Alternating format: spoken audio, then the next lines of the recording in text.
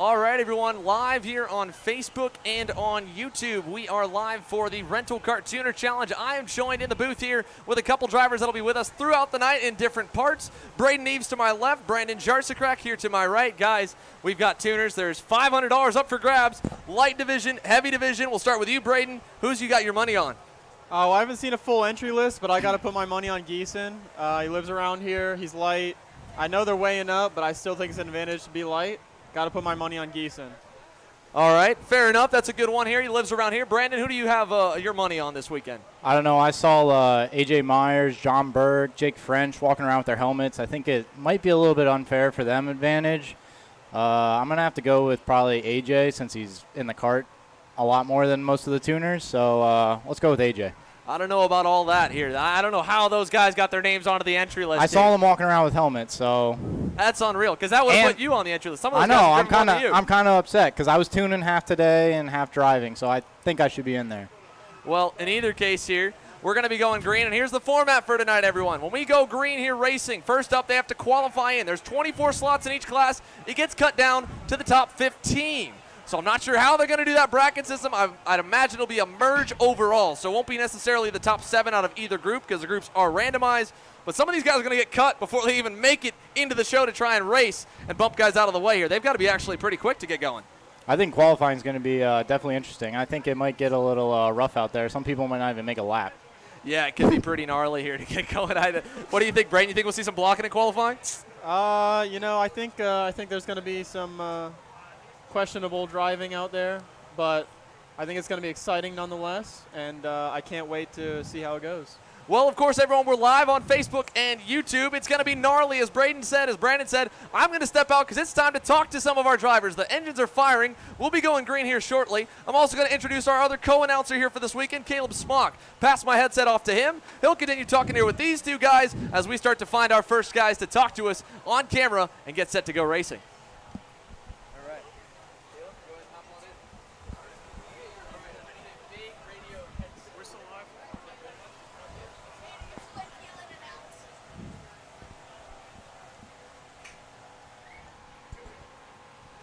All right, and we are back, and I believe that we're going to go straight into qualifying. It's going to be 2 heats. Sorry, as I'm adjusting my microphone. It's going to be 2 heats for both groups. There's going to be heat 1, heat 2. As we said before, they're going to take it down to the top 15, and I believe there might be a LCQ. It's going to be very action-packed. As these two drivers, Miss, who you got your money on this afternoon for the light? I have it on Geeson. I don't know about the heavy guys. Honestly, I don't even know who's racing in it, but I know Geeson's going to win the light one. Geeson's going to win it?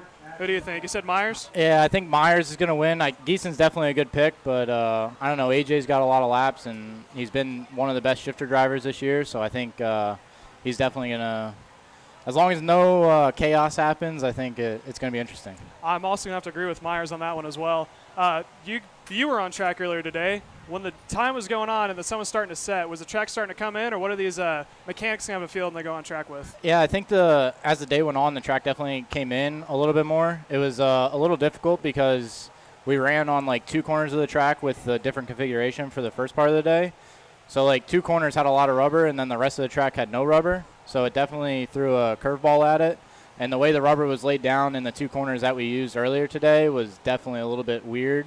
But I think the last session, you saw the times decrease and the sun went down a little bit. So well, sorry, what were you saying? Keep going. I think the track's just going to get a little bit better as the night goes on. Absolutely. The sun is starting to set right now. The lights are going to come on shortly. We were talking over in the area before we started coming over here. What type of tension do you think is going to happen? There's a lot on the line as far as ego goes and a little bit of money. What are you guys expecting to see here this afternoon? I think no matter what happens, there's going to be a lot of drivers that are harassing their mechanics, trying to give them a little bit of payback for maybe some tough times that the mechanics have given the drivers in the past. So I know that Brandon's probably going to give Mike Doty a hard time if he doesn't win, for sure. Mike Doty says he's not participating in this event. I don't know why. I mean, it's but yeah, I think there's going to be a lot of tension because there's not only the money that they're putting up for grabs. I've heard a lot of side bets in the pits. And there's a lot. I know there's a lot of money on Geeson to win this race, so we're going to see how that plays out. I believe they're also, and I think Xander's going to talk about it more, but I think there may be a side pot where they're doing side bets of each driver. That's going to be interesting to hear in the pit area. And I believe right now we may be going live, which we are live right now, talking on air.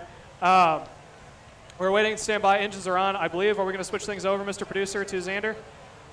Yeah, we're down here on the grid. Caleb, thanks for sending it on down. I'm down with the first guy we're going to talk to here this weekend, Billy DeLong. Billy, you're a racing driver. You just talked to me off grid. You said the L in DeLong is capital, and it is specifically for one driver in particular. Who's that? Well, that's for me. That's for the trophy. I just want to make sure they get my name spelled correctly on the hardware. And then you called out someone already here off air. Are you willing to call him out on air? Yeah, Nick Tucker. He's been talking a lot, and if it weren't for him, I wouldn't even have signed up. Fair enough. And you're running the heavy class with Nick, aren't you? Yeah, I'm running heavy, and I'm looking for Nick Tucker. All right, so are you going to wait till the main event here to try and punt him out of the way, or are you going to make sure he doesn't even make the race? If you get in his heat, are you pumping him out of a transfer spot? No, I'm going to race him clean, but if he rubs on me, I can't tell you what's going to happen. Well, we'll send it back over to you and the boys. Caleb, we'll find us another one to talk to here on the grid. Rental Kart Racing just getting set to get started here at GoPro Motorplex. And we are back in the studio. And I believe someone may be chowing down on some dinner. What you eating there? I don't know. Compliments of the RPM pit. All right, so if you want free food, you know where to go and you know who to tell them where to send them. So we were talking to the drivers on track. Looks like they're now getting their stuff on. They're about to head out on grid. I believe it's going to be the same layout. They're not going to change it the same layout as today. You were running earlier today in the X30 Senior. Mentally going through here, what are some of the things you're doing to prepare the weekend goes on? Because I believe you guys are limited on tires this weekend and how you got to manage them. So what are some of the obstacles you got to face this weekend? Yeah, so obviously we got to figure out what we're going to do with tires. I think most people already have a pretty good idea about that. But also the big curveball that we're throwing in this weekend that hasn't really been seen, I don't think, ever, or at least in the last, since I've been in it, is we're running different track layouts during the course of the weekend. So a completely brand new layout that we're running this weekend that nobody's driven on except for, you know, a select few people that helped design it. And yeah, I thought it was really enjoyable. It's going to be a real challenge to adapt and get the kart dialed in for the two different track configurations. But I think no matter what, it should be fun. It's going to put a lot back into the hands of the driver to adapt on right when they need to. So I think it's going to be fun. Now, when you're going into it as far as setup goes, mentally going into it, are you taking notes about what part of the track you're going to have to do different turns at with the different layouts, or how is that going to happen for you? I mean, as far as setup goes, I think the kart setup's pretty similar for like all the layouts. Obviously, the gear's a little bit different, so we just got to make notes of the gear difference for each day. But along with what Braden was saying, it's definitely going to be interesting. I mean, like tomorrow we qualify on the normal track that we always run. And then for Saturday, we run two heats on the different layout. And it's definitely going to be tight, and it's going to be close racing. The passing zones are a little bit iffy. But, like, if someone gets spun out in one of the S turns, it's going to be make sure you don't hit them. All righty, well, I believe we're going to switch back over to Xander. He's got an interview lined up for us once again. I believe this is going to be a good one. Yeah, we're down here on the grid once again, this time with Ryan Norberg. He's going to actually join us in the broadcast booth a little bit later when his mechanic, Stoney, gets onto the racetrack. Now, Ryan, unfortunately, you're not letting Stoney use your helmet. Why is that? Well, this race isn't going to be about who's the fastest. It's going to be about who gets taken out the hardest. And I have a feeling if somebody's got my lid on, they're going to get put off pretty hard. So I don't want a bunch of rocks and stuff. I mean, I trust Stoney. I just don't trust everybody else. Fair enough. Stoney here, call your shot, buddy. Obviously, you've been looking forward to this all day. You've been working hard onto the tent. Now it's time to play. What are you calling?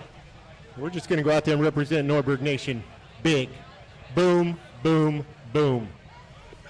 And walking right out of here. You got to deal with that all day, but what an awesome guy, eh? He's the best. I mean, he is my coach, man. He's the one who tells me what to do out there. So you're going to see a lot of Norberg Nation going on, a lot of Norberg Nation representing out there. So it'll be a good one. Awesome. Ryan Norberg here. Stoney, any final thoughts? Y'all better wake up. Back to you in the booth, Caleb.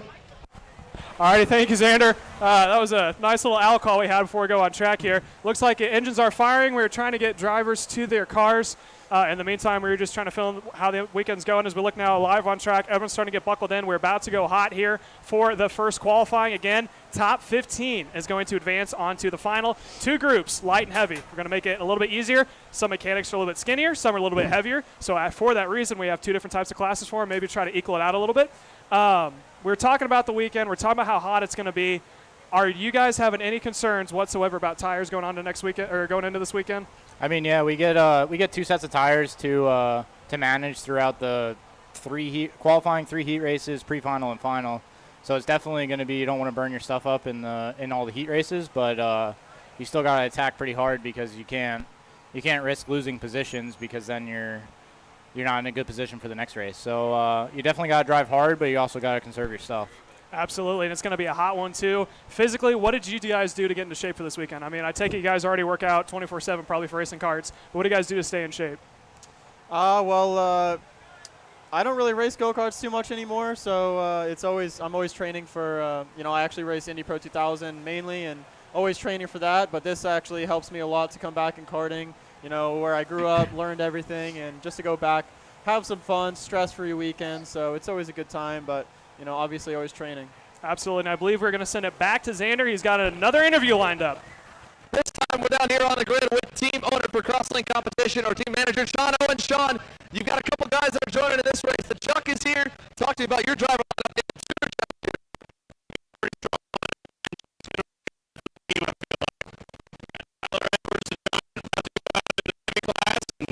See what we can do. All right, any shots? All full confidence in the crew, right? We got no one not making it to the main tonight. Full confidence, man. We're in that main. I feel it. All right, now out of everyone, you've seen a lot of the entry list here. Any tuners you think is going to be the first one to wad it up in the fence here in qualifying? It's about a 50-50 with all of them. They're all ready to go, and they don't know where they're going. Awesome, Sean. We appreciate you talking with us. Best of luck here to your drivers this weekend, and of course the rest actually running the real races later on today. Appreciate it, buddy. All right, we'll send it back over to you, Caleb. Again, awesome job to everyone here at the tuners. We're just getting ready to go green, so we're going to send it to you guys. Qualifying, just getting to get started. And we are back. We're just now on track with the light group. You may see us looking down on the screen right here. It's because we got live time and scoring.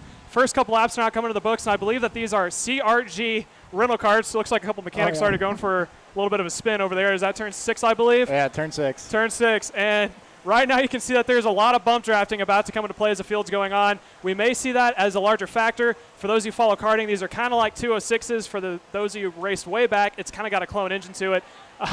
They're slot karts, obviously, so there's not going to be going all that quick. Quick enough, though, but already we got someone stopped over in turn 1. Looks like we got track marshals to him right now. He is fired back up and underway. We got a timer running over at the timing and scoring. It's going to be 9 minutes left. Looking down the order right now, it looks like it is Adam out in front. Sorry, they don't have lap times yet as they're still trying to pull up. Sorry, the screen's very small. We got to lean over to try to figure out who's out there. Looks like we got a Union Jack out on track. Right now he is running a 72.25 lap time. I forgot about that guy. That guy's a local ringer around here. He runs all the rental league races around here. I think he's working for somebody this weekend, but he's definitely someone to put your money on. He's very good in a rental kart. Well, you can see now on track drivers are making their time around. Looks like we got someone who's trying to get all that weight jacker onto the left side. That's the Union Jack right there. Is it the Union Jack? Maybe that's a secret. You got a two-wheeler around the corners to get it going. Everyone now just going to take the first couple laps, get these tires warm. I believe there's going to be completely stock karts as they are now trying to go around track. I don't know if they're going to allow bump drafting or not, but you may see some drafting come into play as we got 2 karts going into turn 1 right now. Nose to tail, look for those 2. I'm not quite sure on who they are, but if you can get a good draft going, good bump going, you might be able to throw down a quick lap time. So from your guys' perspective, from obviously running here, are there any similarities besides it having 4 wheels and an engine? I've done a lot of rental car races because I used to work here. We used to do it after as an employee night.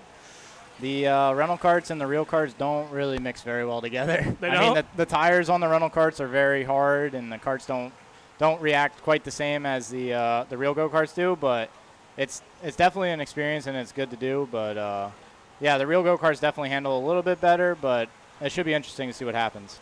Now, I'm probably not supposed to be saying this, but I remember I worked at indoor go-karting track, which is the exact same karts, and I'm sure you know this little trick too. There's a little bit of a button behind the carburetor. I don't know if you guys has had it or not, where if you pushed into it, it pushed the governor off, or? I never messed with that. I don't know. I have seen people reach their hand back there, but I don't mess with it. Well, that may be a factor. I don't know if they're going to be disqualifying for that or what, as we have a couple other drivers out on track, slowing down, heading down into the last couple of corners.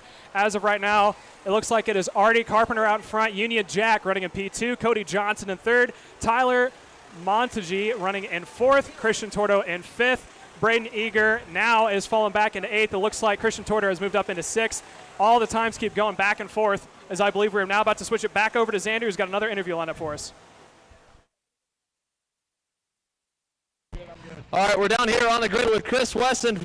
Your nickname around the paddock is Tweaker. I saw you already messing with one of the motors. Are you trying to tweak on it already?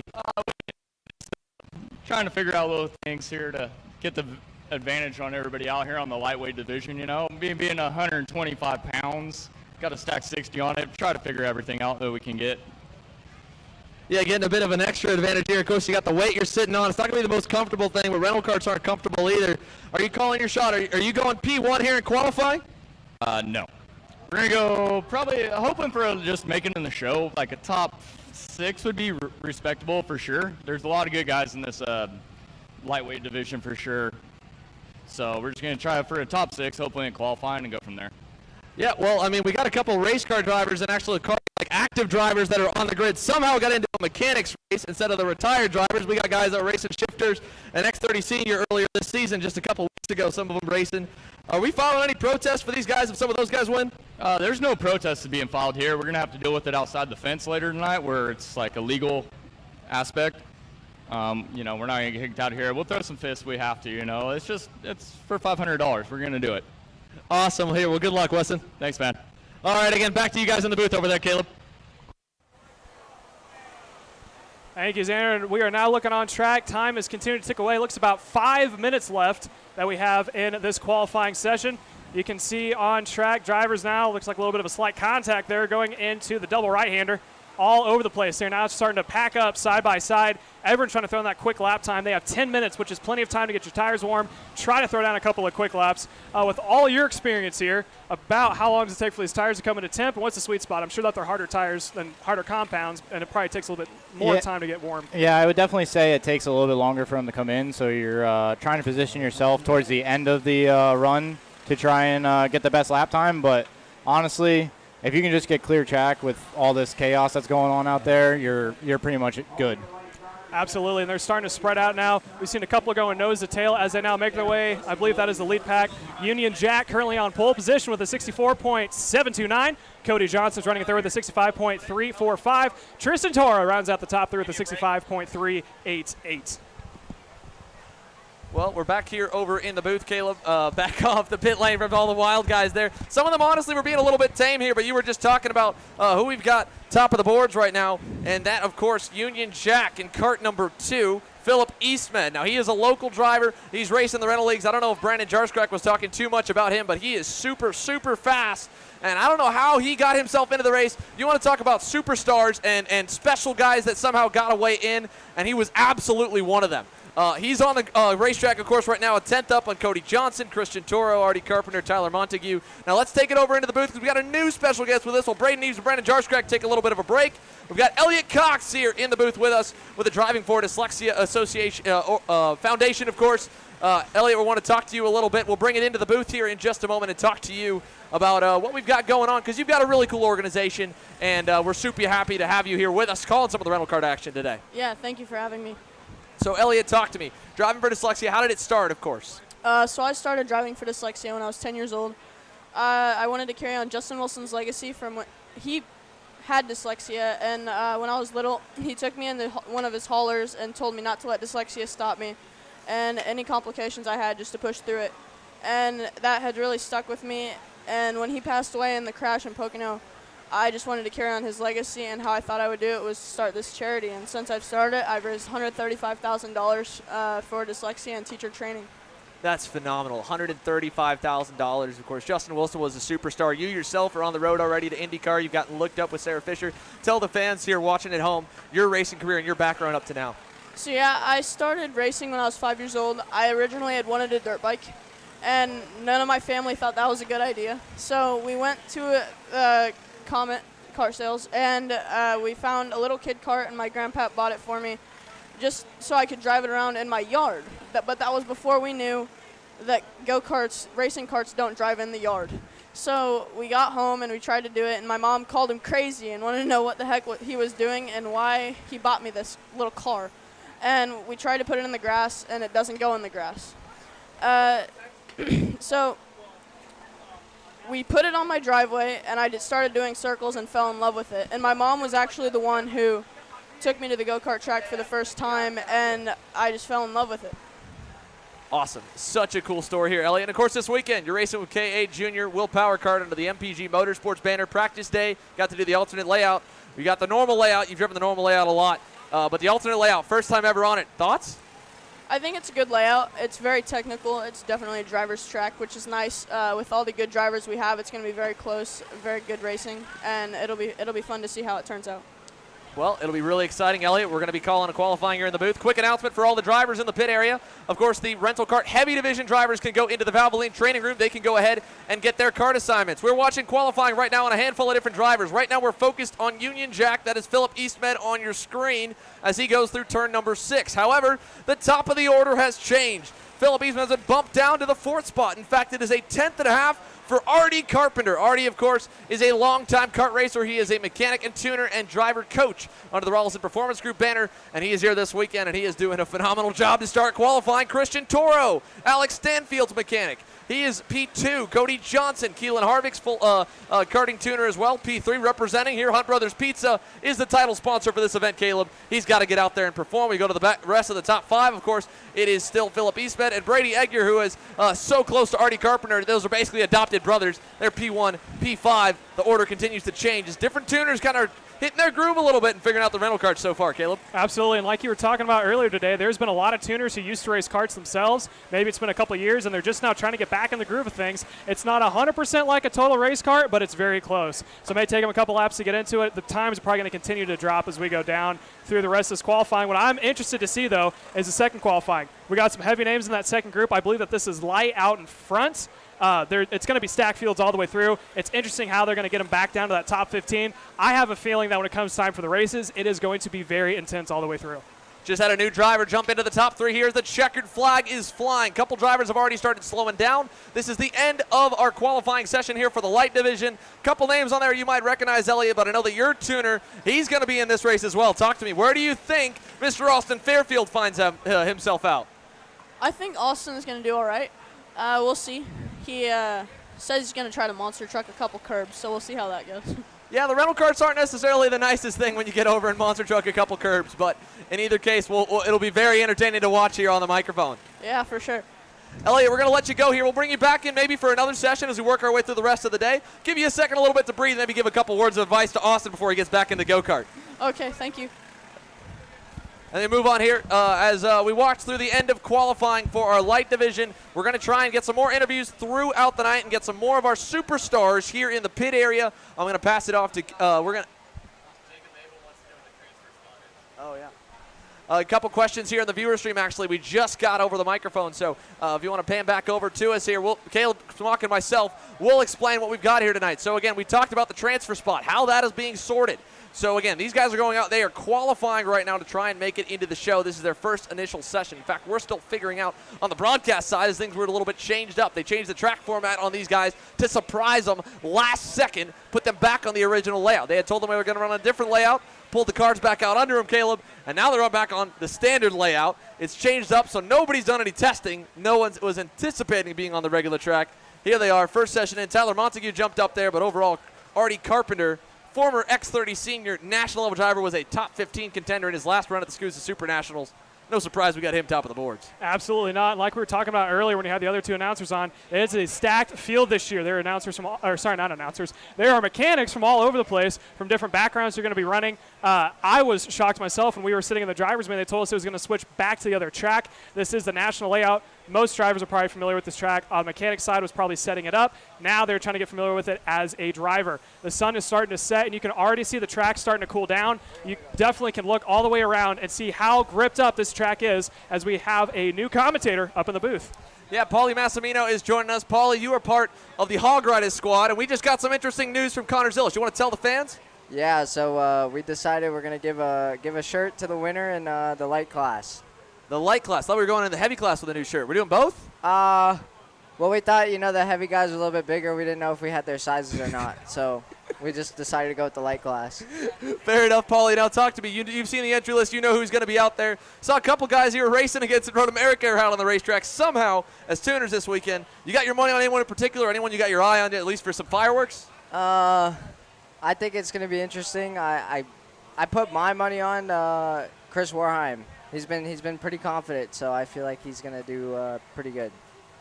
Well, let's see. Chris Wareheim, of course, he's a huge sponsor of yourself, so you got to be nice to him. Give me one more, all right? Chris Wareheim, of course, the owner of the Offset brand. They're a big partner here with Kart Chase, so they've got a commercial running later this weekend, and they've got a lot of cool stuff.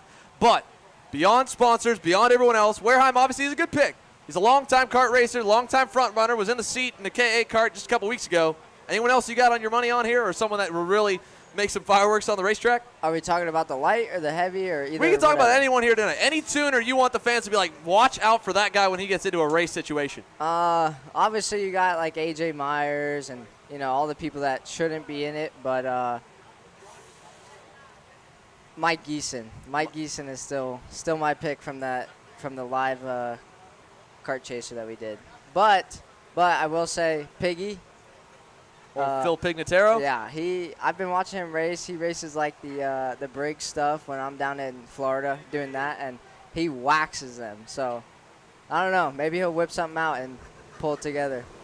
Well, let's see. We're going on to the racetrack here, so we'll go back onto our track cameras as we get set to watch the field come back out. This is a brand new session. I believe we've got some of the heavy drivers out there, but it looks like we still got one more light field out there. So, yeah, we have one more of the light division. So the light second group going onto the racetrack right now. The heavy drivers just got their kart assignments. They're going to be set to get onto the racetrack. So let's take a look here at the entry list we've got for the second group in the light class and how they will all merge. 24 together. We just mentioned Wareheim. He's out there. Mike Geeson is out there. This is a very strong group. AJ Myers is in this one. Sage Carville. Any bets? I saw Sage Karam in the paddock today. You think he got in here under a pseudo name over there onto the racetrack? Because I would not be surprised if we saw Sage Karam out there in a go-kart right now. Yeah, it's pretty interesting to see him out there. We'll see how he does. Again, this was supposed to be a tuner race. This was not supposed to be pro drivers. We've got AJ Myers, Factory Magic Kart USA, Florida Winter Tour Shifter Champion, Pro Tour Shifter Champion. He's onto the racetrack here. Regardless, we'll keep an eye on the live timing here. Chris Grektorp is out there. Daniel Devereaux. We have Chris Wesson, who we talked to on the grid. That was our man there. Then Dalton Dow is out. Bobby Weinberg, that's a race dad. He's out there on the racetrack. We'll see if he transfers in. Gunnar Bischoff is out there, longtime kart racer.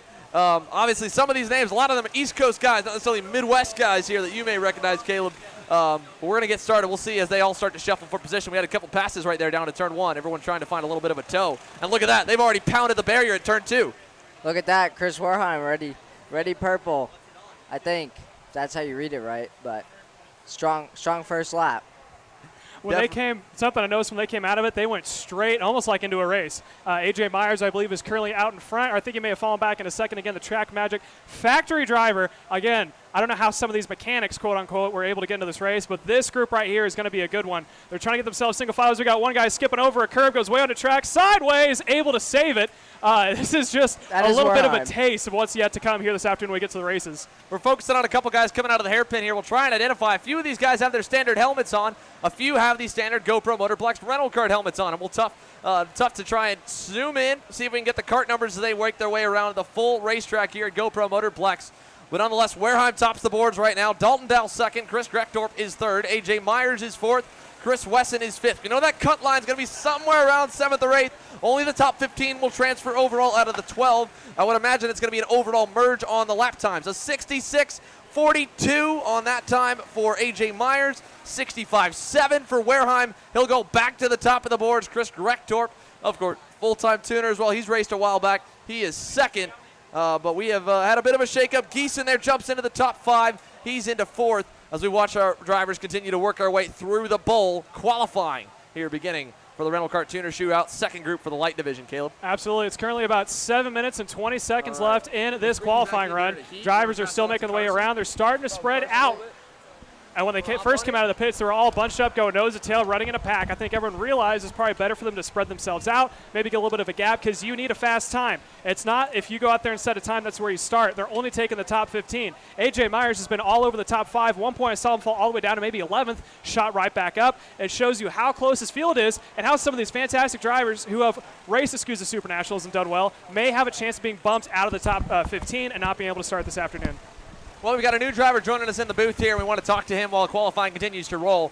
We'll come back to the booth so you can see who he is. Carson Morgan is in here with us. Carson, you had one of the most dominating weekends of the U.S. Pro Kart Series at Road America a couple weeks ago. Your tuner was supposed to get in this one. Said he was having a little bit of a rough day. Talk to me about your practice day. Yeah, I was pretty good. We had a good day in the KA, struggled a little bit in the X30, but we're going to figure it out. Never been to this track. I like it. It's pretty technical, but it's different from what I'm used to. But, you know, D-May, he's just working on the car right now. I told him he needs to get in it. Well, we got a lot of money on D-May, but he said he's just going to chill today. Hopefully maybe next time. But we got Zimmerman out there, my KA mechanic, so we'll see how he does. Fair enough here. Derek Zimmerman right now P6, so right now he should be well above the cut line. Oh, there we go, P5. P5 just jumped up even further, so he is about a half second off. It's pretty close at the top. Myers, Grechtorp, Wareheim's about 3/10 back. Geeson is half-tenth back. Zimmerman rounds your top 5.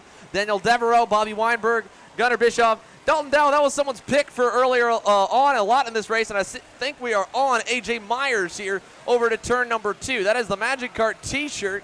I'd be surprised if we got anyone but A.J., and he's looking pretty strong. He is now making his way into the bull, and you can see just how smooth those hands are, even though this is a factory car, or sorry, a stock car all the way around, as he is now going head all the way down to the wheel. He's trying to get into a tuck with the seatbelt on. He thinks he's still running back in SCUSA, but he did go to the top of the line. He ran a 64.909. Second closest to him was Chris with a 65.317. So already A.J. Myers back into his groove. I can't remember the last time he raced a single clutch car without a gearbox, but as of right now, it looks like he didn't even miss a beat, and he's right back into it. He's been bouncing around a lot in the U.S. Pro Kart Series, running the KA classes, running pretty good in that. Now, Carson, you know a lot of these tuners. You've had some of them work for you as a driver coming up through the ranks. You've seen the light lineup so far. You've seen Myers out front. Who do you have? Who should the audience watch for, both to win and both to possibly put a go-kart over in the fence? I don't know. I got Mike Geeson, I think, really. You know, he's the aggressor here. I think he'll have a good shot at winning. A.J. Myers looks like he has the speed. He's got 4/10 right now in second place. Chris Wareheim, he has speed too, but he's looking a little off right now. I'm not sure, but it seems like A.J. Myers has 4/10, so he's looking pretty good. Should be pretty good. Chris Grechtorp just closed the gap a little bit here. Qualifying coming down to a close.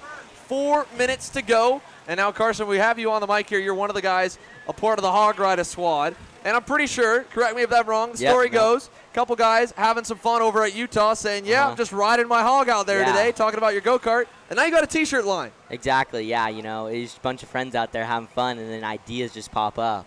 You know, and it's doing pretty well, honestly.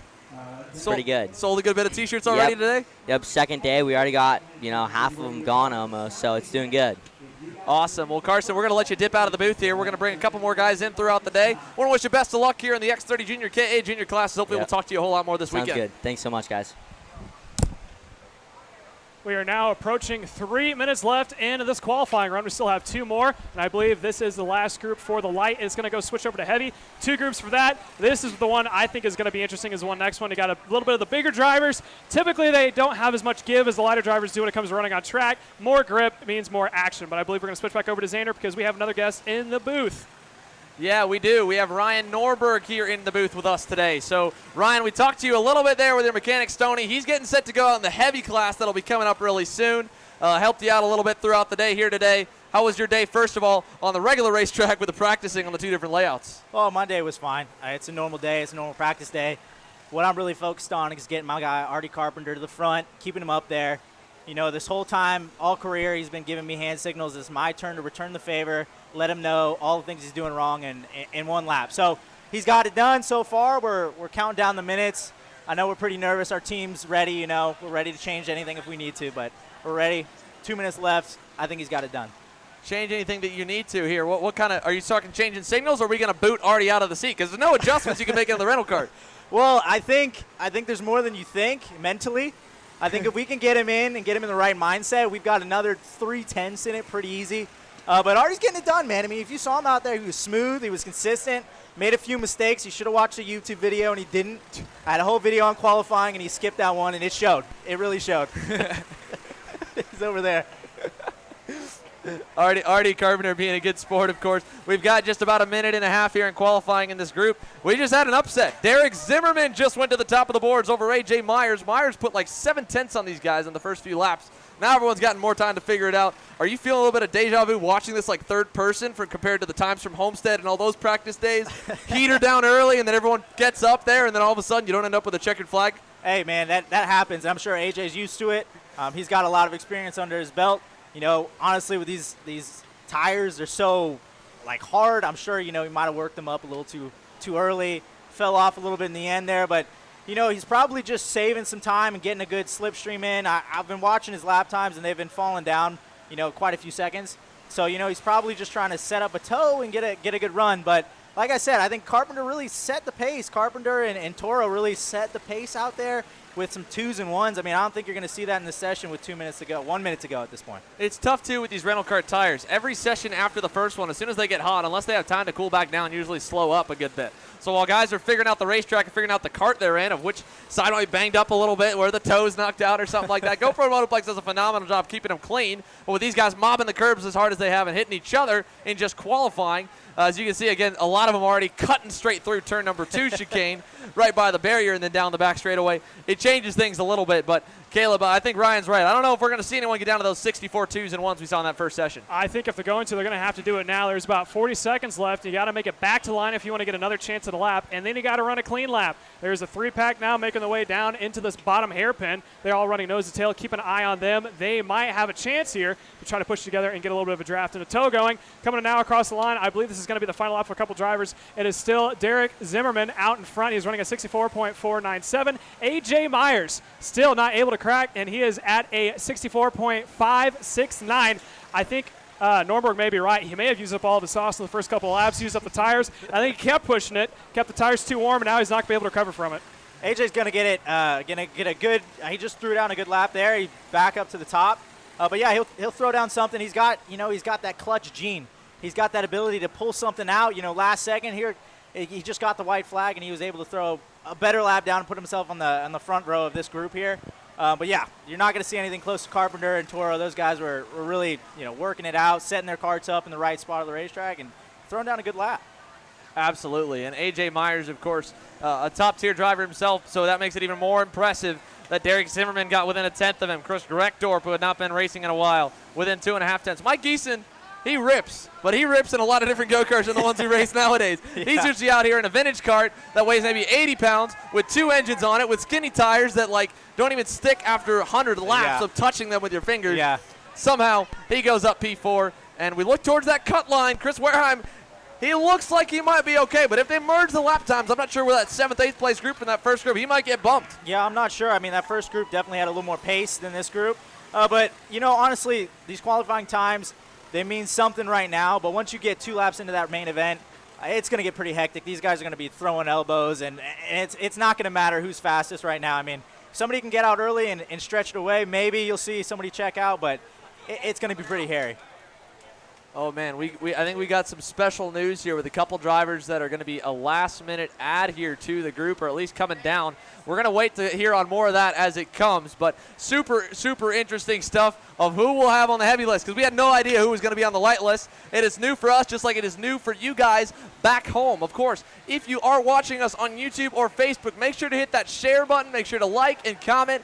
We are so happy to have you with us here. Of course, Caleb Smock to my right, Ryan Norberg to my left. We're going to continue rotating more of our superstars through the booth here tonight, and we're going to talk to some of the superstars for the evening of the mechanics, giving us some more interviews here and definitely setting the bar pretty high for the interviews we'll have later this weekend. Although, in all fairness to you, Ryan, you can't necessarily be as crazy as some of these guys are because they set the bar really high. They do, man. Like I said, this first lap is going to be what shows it all. I mean, these guys are going to go out there and really throw it down. And you got a lot of veterans out there. I mean, you got Mike Geese. I mean, that guy knows how to race. He might not be able to pull a fast lap time, but he's going to throw it down, and he's going to make sure he's up front by the time the checker's flown. Yeah, and now we're moving over to the heavy class. This is where your buddy, Austin Fairfield, is going to be getting after it here. I don't know if he's going to come in our first group or second group, Caleb, but it's going to be super entertaining to watch him get out there. We've got some menaces in the heavy class. Gary Willis, your longtime coach, somehow snuck his way into this race. I have no idea. I talked to him yesterday. He was blocking me with his car coming out of the parking lot saying, hey, this is what's going to go on Kart Chaser later on tomorrow night. Oh, gosh. I said, oh, that's cool. I see him today. He's like, oh, yeah, I got put on the blacklist. I'm not even sure if I'm going to get allowed into the seat. And somehow, some way, Team Felon breaks into the go-kart, and he's going to be out here for qualifying. Yes, so I'm going to watch him, and I'm going to make sure he doesn't miss a single apex because I have thousands of push-ups to make up with that guy. So if he misses one apex, 10 push-ups. Every lap, every apex, 10 push-ups, okay? So this guy has got a lot of push-ups coming for him. I've done too many. Absolutely. Gary Willis is a legend here. And we've got a lot of legends in the heavy class. Talk to your boy Stoney. He's got to get out there. Now, we're going to have to let you go out there and give some hand signals to Stoney when he gets onto the racetrack because it is all business. Now, we don't know if he's coming in this group. Don't know if he's coming in the next group. I don't know. We'll see. We'll figure that out when it comes. But that's going to be entertaining. And there's so many other drivers that are going to be so entertaining to watch in the heavy class. The light class, we had some of the superstars somehow sneak their way out there. In the heavy class, you got a lot more of the tuners. They've been out of the seat a little bit. They've had a few beers at the end of the race day, but they haven't gotten in the go-kart the next day morning to work them back off. So we might see a few drivers more removed from the seat in the heavy class than in the light division. Yeah, I mean, Stoney was in the middle of changing something on my go-kart, and he dropped it to go get the driver's meeting. So, yeah, he's well removed from the seat. But, you know, Stoney's out here always giving me advice. He's the one always in my ear telling me, you got this, you're the best. There's nothing wrong with you. So I'm going to go out there. Hopefully I can meet him before he goes on the racetrack. Just, you know, say that message back to him. Get him in the right mindset to go out there. And I want to switch here to one camera off us as well here as Stoney continues to get ready in the rest of the heavy field. The sun is starting to set here at GoPro Motorplex. We are going to be night racing with the Rental Car Tuner Challenge very, very soon. I think we're going to be night qualifying probably before we get the night racing going on here. I'm going to step out of the booth. We're going to see if we can grab a few more interviews while I leave Ryan and Caleb here to call the beginning of qualifying, talk a little bit more about what we got going on for the rest of the night. All right, Ryan, so we did this for the light class. We got to do this for heavy. Besides your tuner, because we all know that's the man that you got your money on, who else do you think is going to be a top contender this afternoon? Looking down through the grid. So I got to look back at the grid here. The problem is a lot of these guys are using their driver's helmets. So I don't know if that's the driver or if that's the mechanic. But from the looks of it, I mean, Gary Willis is obviously a name to mention. Yeah, Stoney, I don't really know who's going out in this heavy division right now. But I'm sure it's going to be entertaining. I mean, these guys are all legends. I mean, I'm sure when you look back at their names and what they've accomplished, these guys are all well-accomplished drivers, and they're just, probably 15 years removed from the seat. So they still got it in them. I mean, that's all muscle memory, so they'll be all right out there. And we were talking about earlier how this heavy class is going to be a little bit more lax, I think you can say, than the light class will. I heard some bannering walking up and down the pit lane of people going back and forth.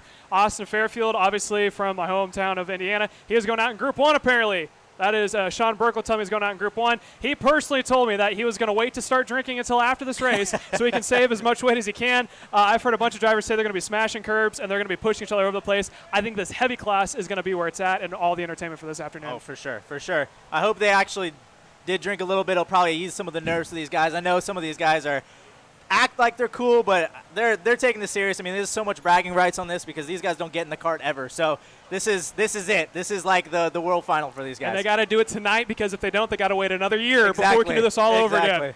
So I believe we're about to go live here with Xander. He's got a couple other former drivers on the grid area, and he's going to do some interviews. I believe that is a father-son deal on track. Yeah, we've got a couple other guys here on the grid and one fully kitted up here. Let's get a quick view of this here, Aaron. D-May got himself into a suit used by his son, John May. I don't know how he's going to squeeze into it. He's trying to right now, and he is one guy who we have been so excited to talk to here. You've seen him in a couple of our Kart Chaser videos. You've got the suit halfway on. Can we get it all the way on? Come on, Carl. Let's give him some cheers. He's squeezing into this thing. Come on, let's go. He's squeezing. Hogs! D-May, talk to me, buddy. You're squeezing the suit. You look as professional as ever, and you're getting set to go green here. Before we get this session going, talk to me. What are you expecting here out of tonight? I'm expecting, hopefully I get out of turn 1 and qualify P1. I've done this a long time. No one knows who I am. I'm coming in at a 500-1 underdog, but you know what? I do this for my hog riders, and that's what it's all about. And I love this sport, and I've never raced, and I'm doing it right now. First night tonight. Oh, yeah. I lost my leg motocross, and this is what it's all about, because D-May is who I am. Let's go! All right, well, D-May, we got to get out of the way here. They're getting ready to send this next group of the heavies. We're going to move you off the grid. And a little bit good luck kiss there from Stoney. We'll let him go. It's chaos out here. Caleb, I don't know how we're going to contain him. Yeah, I believe that was the exact opposite of bantering as we were talking about earlier today. This is definitely going to be interesting now as all the heavy drivers get themselves in the carts. I believe first group is now out underway. Something that's interesting about this, we have no idea who's going out on track until they turn their first lap. They had to go inside to the main lobby. I don't know if it was a pill draw. I don't know if it was a pick out of the hat, but they were determined what group and carts are going into. Heat 1 a heavy now going out. Ryan, you were talking about this earlier. I don't think anyone went home. I think everyone is right now on the paddock area trying to watch this race go down. Yeah, I mean, online we got a ton of viewers, but I'm sure there's way more eyes here as well. I mean, there's probably, I don't know how to do the math, man. There's a lot of people here. But these heavy guys, man, they just made it on the track, down into the back, turn number 4. What I've noticed, though, is the front guy that leads the pack out tends to get the best lap. They tend to do really well. Artie was in the first 2 guys to go out, and so is AJ. They're in the front 2. And so I think having that clear track really helps throw down a good lap. You're not seeing it right now with these front 3. They're kind of, neck and tail, trying to bump with each other, but I don't know, maybe you'll see one of these guys check out and throw down a flyer. Ooh, some contact there. I think that's just a preview contact we'll see this afternoon. As we're going to switch back to Xander. He's got another interview lined up for us. We got Chris Wareheim down here on the grid. Chris, you just came off in light qualifying. Do we know if you transferred? I don't know. It looked like it was tight. Ended up P6. No, P5, I think. I definitely took probably the slowest cart out there and barely got it in. Yeah, a lot of understeer. So I'm probably the heaviest light guy out there. I have no ballast. I'm probably 10 pounds, giving up 10 pounds, so should be fun. What was the strategy for going in light? Because none of the guys who are actually racing go-karts actively are in the heavy class. The heavy class is all mechanics. Are you trying to make a statement here against the likes of AJ Myers, all them? Well, they shouldn't even be. I think I've done 3 days in a cart in the last year. But yeah, it's all about having fun, and I wanted to race against the young kids, so yeah. Yeah, well, no idea. Like we said, AJ Myers, Jake French, John Burke, they snuck their way onto the entry list. But, Chris, you're in the big show. I did say, those guys, if I'm slow, I'm waiting for them and putting them off. So good enough. So we got some lap traffic. We'll keep our eye on it when it comes, Chris. Best of luck here in the main. Thanks, buddy. All right, we'll send it back over to you, Caleb. All right, now we are back in the studio. We were talking about here earlier. We were uncertain if it's 6 or 7 drivers to transfer. Let's just call it 6 and be on the safe side. Yes. And I believe, are they doing an LCQ, or is it just if you're not in the top 6, you're out? I didn't know the starting order either. So I mean, I think it's the top 6, and then you either make it or you don't. But looking at this list, I mean, there's a heavy set group of drivers here. These are some heavy hitters. I mean, you got Brendan Baker. I don't know how he can qualify for a mechanic. I mean, he is a mechanic now, but he was a good driver. I mean, you've got a bunch of guys. Jonathan Kotyke, he's been out of the seat for a while, but that guy can wheel. Phil, I mean, this guy still drives. I mean, he was driving last week. So, I mean, he's a front runner. I mean, there's a bunch of guys out here that are going to, really compete for this win. And something I've been very impressed with is just how calm they've been. Now, granted, this is just qualifying. Maybe they're all trying to get laps. I have a feeling that when that sun goes all the way down, the lights come up, maybe they get tunnel vision, and we're going to see a whole different driver aspect out on track. Yeah, for sure. And we have Connor that just came in the booth here to help us out. You know, Connor, these guys they act calm, but are they really calm under there? Do you think these guys got their nerves with them? No, when I look at the entry list, I see a lot of tough nerves in there, and a lot of people that are not going to take this easy. $500 to them means a lot, so I'm expecting some action tonight. So we got Trev over there trying to get Connor to take off his hat. I don't know if that's going to be a save for later. You think you're going to do that now or later? That's just mean. Like I don't know why you're trying to get me to take my hat off, Trevor. It's not well, nice. we were just looking at drivers shaving away lap times and wanted to see a little bit of a glimpse of what's coming up here. That was a good one. So Baker's to the top right now. Again, it's early. I mean, we're only on lap 3, and like we saw in the other classes, it takes about 5 or 6 laps for these guys to get a good lap in. I mean, 64.6. That's actually really competitive for 4 laps in. I mean, I think Baker is going to be really fast with the in this extra group. 30 pounds too. So. Oh yeah, I didn't even think about that. I mean, that's competitive time in the light division. I mean, that'll put you P3, P4 in the light division. So Baker's setting a tone, man. He's going out there and letting these guys know he means business. He's gonna try and get that $1,000. Absolutely. Everyone now running faster and faster lap times as we're going to switch back over once more. Oh, this is going to be a good one. We got Xander with Jake French.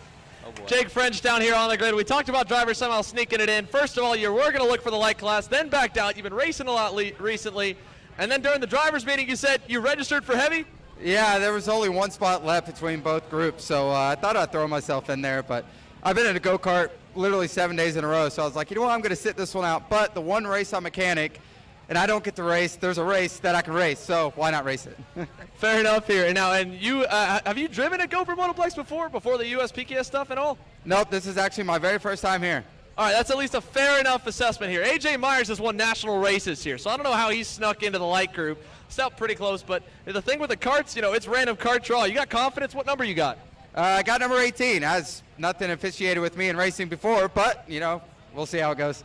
All right, now the tuners are calling their shots pretty heavy here, guys. That if anyone's in their way, they're going to absolutely take care of them. You got anyone you got your eye on here in heavy? Yeah, for sure. Probably Brendan Baker. I've raced against him a couple times. I think we've even knocked side pods a couple times. So I'm sure we'll come back around. But you could never underestimate these guys. Just like the light guys, these guys are probably even more ruthless. So let's see how it goes. Awesome. Well, good luck here, Jake. Appreciate it. We're going to send it back up to Caleb in the booth here. We're going to talk more. It is time to get going. But before we do, take a look at this. We just talked to D-May. Take a look at this brake pedal, all right? See, D-May, he mentioned Danny May. He lost one of his legs in a motocross incident. He's got the brake pedal taped, okay? And guess what? D-May, do we have any plans of using that here tonight? I don't know right now, man. I don't feel nothing. He doesn't feel anything, but guess what? Pedal is good. That's the gas pedal right there. Back to you over in the booth, Caleb.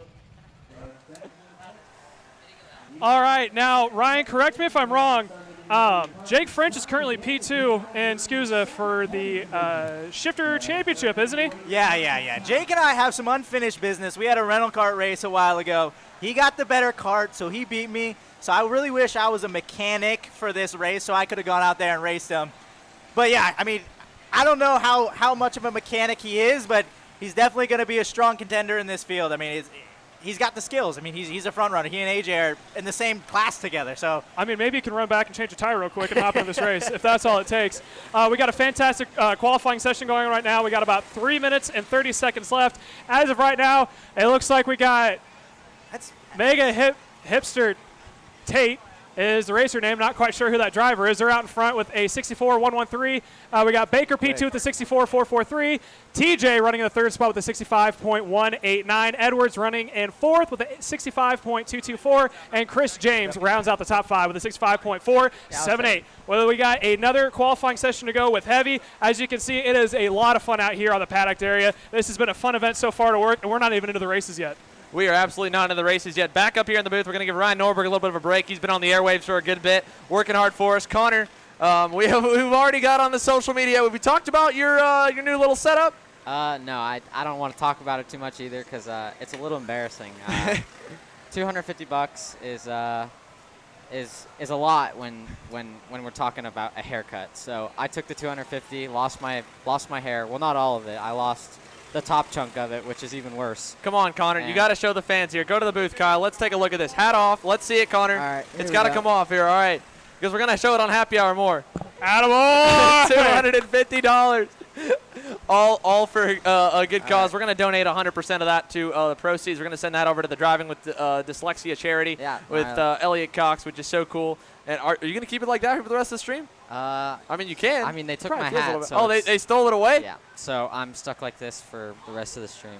It's all right. Sorry if I'm ugly to everyone watching this. I know I don't look my best right now, but hopefully you guys can deal with it. It's all right. We're back on the racetrack now. I believe we've got Daniel Tate here, who we might be focused on, who is working his way over to turn number 9. He was top of the boards. Him and Brendan Baker have gone back and forth the last few laps. Baker at a 64 flat. That is quicker than the light guys were running in the second qualifier. The second qualifier for the light division put it at a 64.4. We're at a 64 flat here in the heavy class. Now, I think the weight break's about 30 to 40 pounds or so that's to be the difference there. Tyler Edwards, P3, cross-lane competition. Oh, we got problems in the last corner.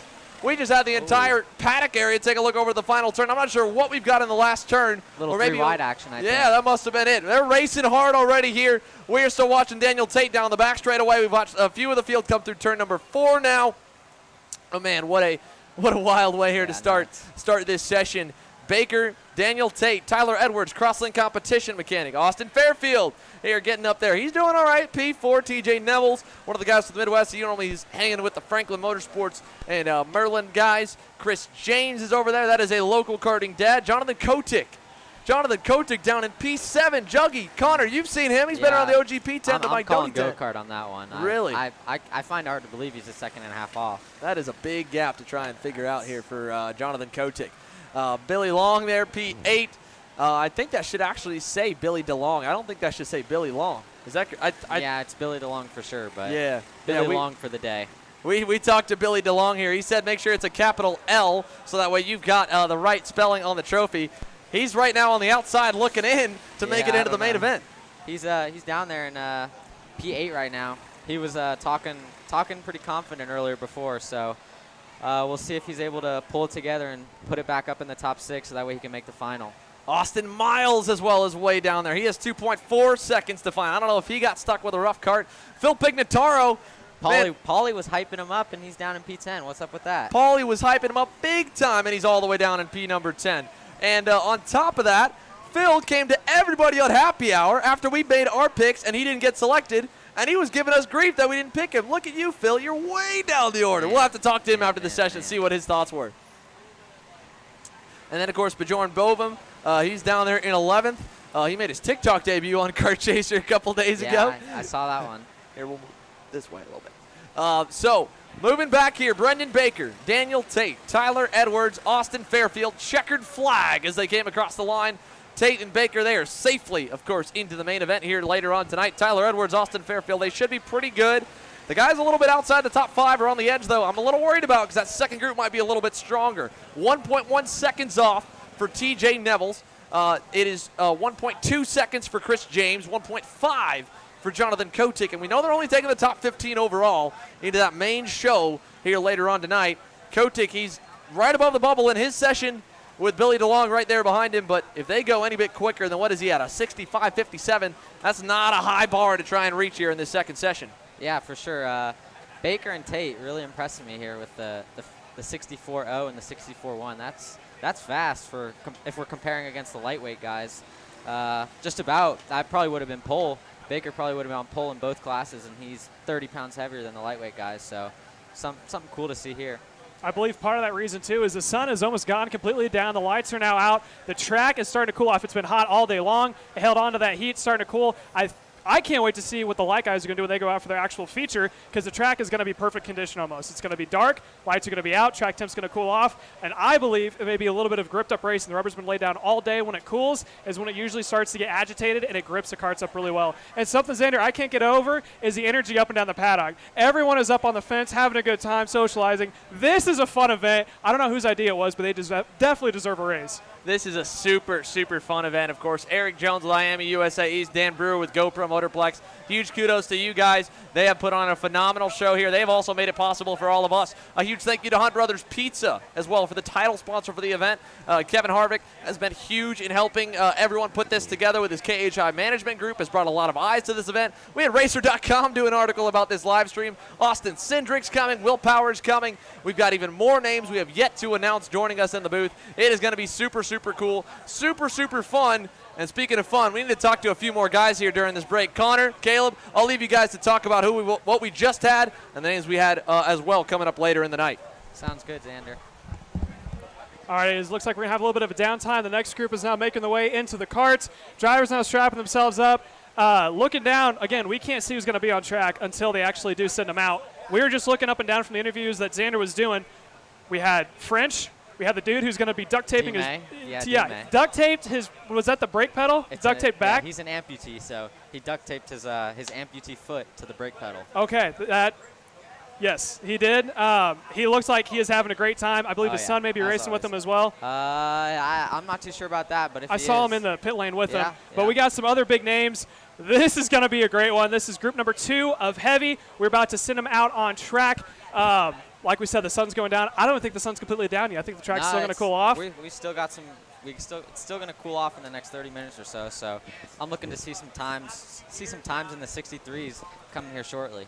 Absolutely, and I believe that when the lights go back out, I think we may even see. It's not, I think, unreasonable to see that they're going to drop another second and a half when they go out on track, especially when they all are going to be racing each other. You're packed up, your nose to tail. Bump drafting, I believe, is going to be a huge play. I think there may be a little bit of a strategy, too. Yeah, I think if you start towards the back, you missed a little bit of the wrecks in the middle, might cause something to go through. Personally, for you, where would you want to start if you were going to be running in the light? I definitely wouldn't want to start first because I know whoever starts first in this race is going to get the short end of the stick for sure. So I think I'd want to be right around third, fifth, right around there. just so you're in the position that if something does go wrong, you'll be able to take advantage of it and move up some. Absolutely. Group 2 now going out on track. We're going to keep a close eye on those lap times. And look, they came out of the pits. They're not even spreading out. They're going to be staying bunched up as we make the ways over into turn 2. We got eyes on the track as everyone now is going to take a couple laps. Again, something else too, it's the same carts for everyone. They just rotate through. Tires are getting warm. Track is still cooling off. Everyone's still bunched up. Looks like we may have one slowed over in the bowl, making the way up towards turns 3 and 4 as we're going to switch back over, I believe, with Xander, who's got another interview lined up for us, and this is going to be a good one. Mike Geeson down here with us. Mike, I don't think there's any driver that's had more hype around them for this tuner challenge than yourself.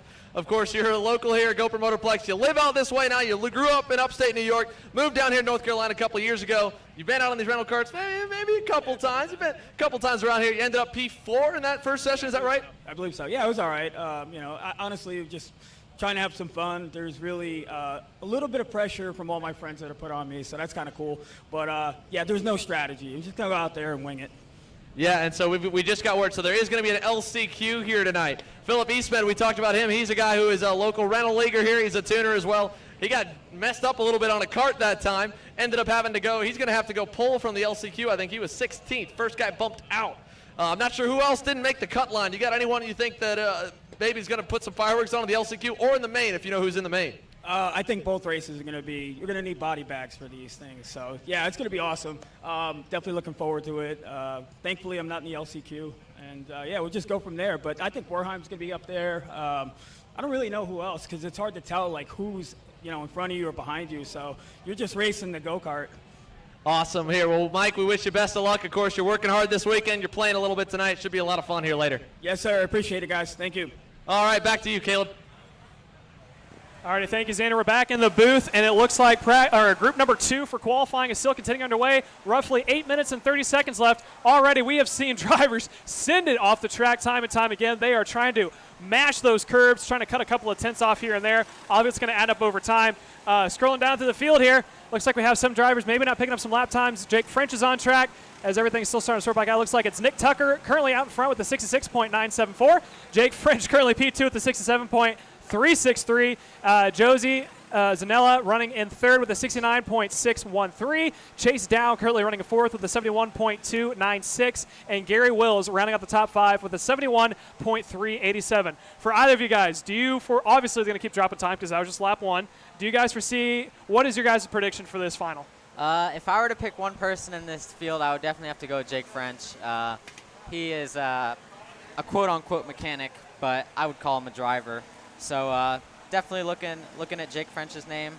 Another one I'm seeing in there is Chase Dow. He used to race as well, so he was a little GoPro club racer. So I think he'll be up there as well if his cart cooperates with him. So yeah, no, we got a good group of people in here. Definitely some action to be up in front of us for sure. Looking out on track, you can see dust all over the place from sending it off the track over into the gravel area. I just can't get over it. Look at this backdrop. Look how gorgeous this is. We are in Mooresville, North Carolina, just north of Charlotte, North Carolina, which has such a history in motorsports. Obviously, Mooresville is where most of the racing teams are based at, and I believe we're about to go back.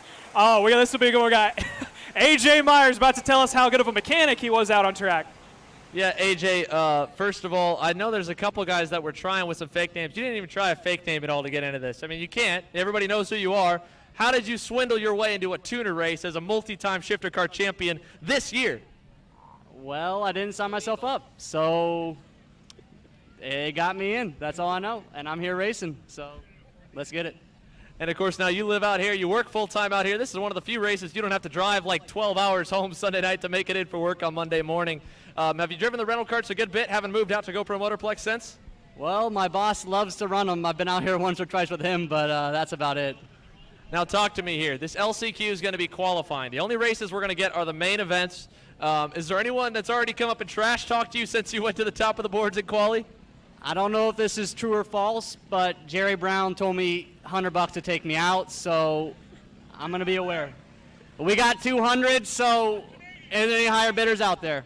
It's $200 in Canadian, though, so that's like $50 and some change with the U.S. guys. I don't know how that'll work. Either way, the pod keeps on going. The vibes down here are hilarious, and everybody's having a great time. Caleb, back to you guys. Absolutely. Everybody is having a great time up and down the paddock. Everyone's smiling. This is just such a fun event. As I was saying before, this is a gorgeous backdrop. We're in Mooresville, North Carolina, home of Penske Racing. A whole bunch of guys from Penske came out. You got the trees in the background, the mountains, the sun's going down. It is a beautiful cotton candy pink sunset. Lights are starting to come out, and the action is starting to kick up.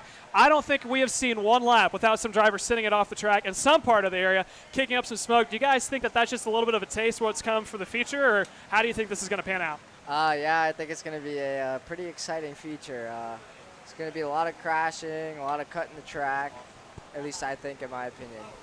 What do you think? Yeah, no, for sure. There's a lot of names I'm seeing on this list that I don't have too high of hopes for. Nick Tucker, Gary Willis. Yeah. You know.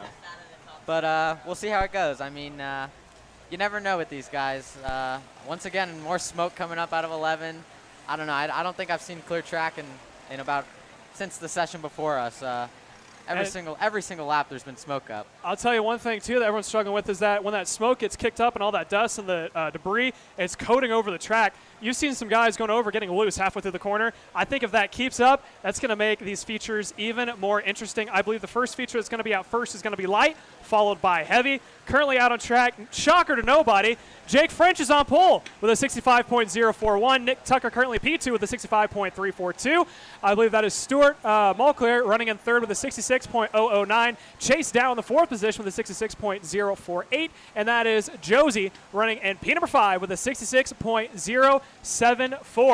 Any one of the top 5, I mean, obviously Jake French shocks nobody because I don't know if he changed a tire, maybe changed a sprocket to say he was a mechanic to run. Does anything in that list shock you guys right now? Nick Tucker is a little bit of a shocker to me. He's a dirt driver, so all this dirt going up must be helping him. It probably feels back at home right now. Yeah, no, exactly. No, I've seen Nick Tucker here before. He's not bad. He's pretty good. He races the Tater Digger. He's pretty fast, so. All right, I'll give it to him, though. I expected him to be up there. I didn't think he was going to be that quick, honestly, but he's kind of shocking me a little bit. But I think he'll definitely add a good fight to the final. 3/10 off the number 2 shifter driver in the country is not a bad way to kick your qualifying off. Absolutely not. Maybe it would have been a bad thing since, he's running in the heavy class, probably put an extra 10, 15 pounds on his car to even the field out. As you said, there's a small difference between himself and Nick Tucker. I feel like that's going to be a great battle. And this next race afterwards, we're going to combine the top, I believe it's 5 or 6, and both groups and combine them into one. And we're about to have some fantastic racing yet to go down. So this is a list for the top, for all the light guy LCQ. So they need to go to the grid. All right, we have a list for the top. We're doing an LCQ, so if you hear your name in the paddock, you're going to be racing it out to try to make your way in. We got, you know what? Why don't you do it? All right, let's go. We got Tyler Montage, Chris Manson, Victor Shame, Kyle Gash, Zach Hollingshed, John Burke, Preston Lem, Chris Wesson, Dalton Dow, Sage Carville, Daniel DeVerox, Bobby Weinberg, and Jake French. Why is Jake French on this list? I don't know how he ended up over here, but he's somehow. Apparently Jake French is in the lightweight LCQ. Is Jake French doing double duty tonight? Oh. So once again, just in the paddock area, if you heard your name, you got to make your way up to grid. Again, that is, and if we butcher these names, please forgive us. We got Tyler Montague, Chris Manson, Victor Sham, Kyle Gaish, Zach Hollingshead, John Burke, Preston Lim, Chris Winson, Dalton Dow, Sage Carville, Daniel DeVerix. I feel like I'm class all over again. Bobby, was that an E? Is that an E or a Y? Bobby Weinberg, and Jake French. Who is on track. Yeah, apparently he's doing double duty. Maybe he's not in the right spot right now. If you heard your name that was pronounced so clearly, please make your way up to grid. You have to do the LCQ, and I believe if they're taking the top 6 and they're taking 15, I believe the top 2 are going to transfer out then, right? That'd be top three. My bad. My math is not that good. Looking now on track, we got a 3-pack going right now. It looks like they're cutting the air, getting a really good tow going for them.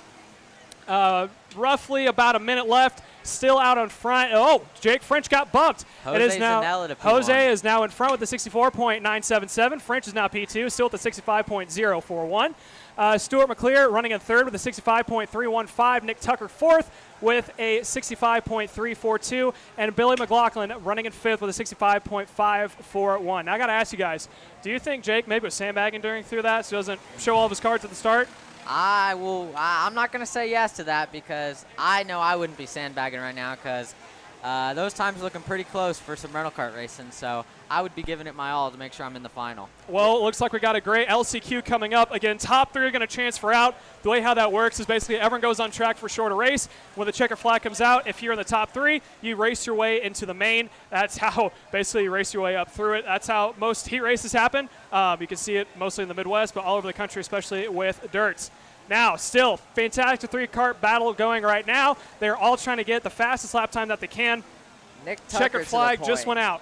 Checkered flag is now P1. out. Oh, we got a spin out of track with a T-bone. Their laps are now going to be inconclusive. I believe that may be trying to get a good number on the cart. I believe that may have been cart number 20 of Dalsovira, who is in the 8th spot. Unfortunately, if that is them, that means that they cannot transfer into the final. They're going to have to go to the LCQ. Plenty of racing yet to come. We got a beautiful backdrop. Everyone's here having a good time. Fantastic qualifying so far, and we got more yet to come. Checkered flag is now out for this group.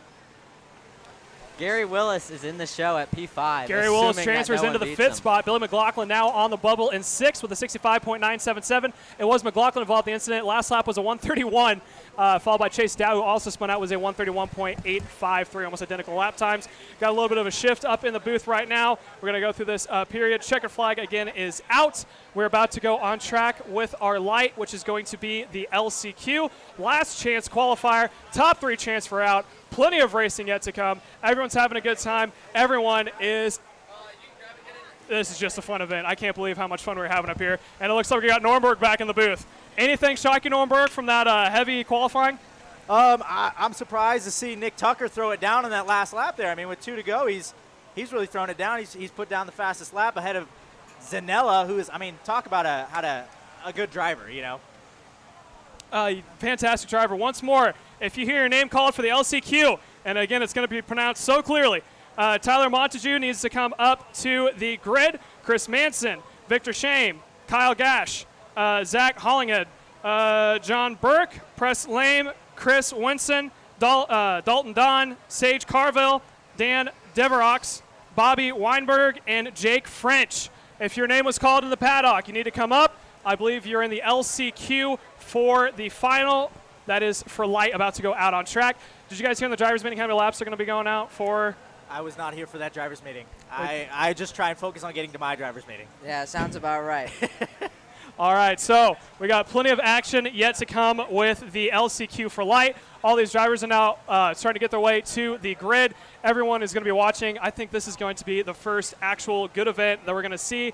LCQ is usually very intense, especially with the top three. What I love to see is a 6-car battle, knowing that the top three are going to transfer in, because that's when sparks really start to fly. Now, Norberg, you've been racing for a while. Do you have any LCQ stories you'd like to share with us?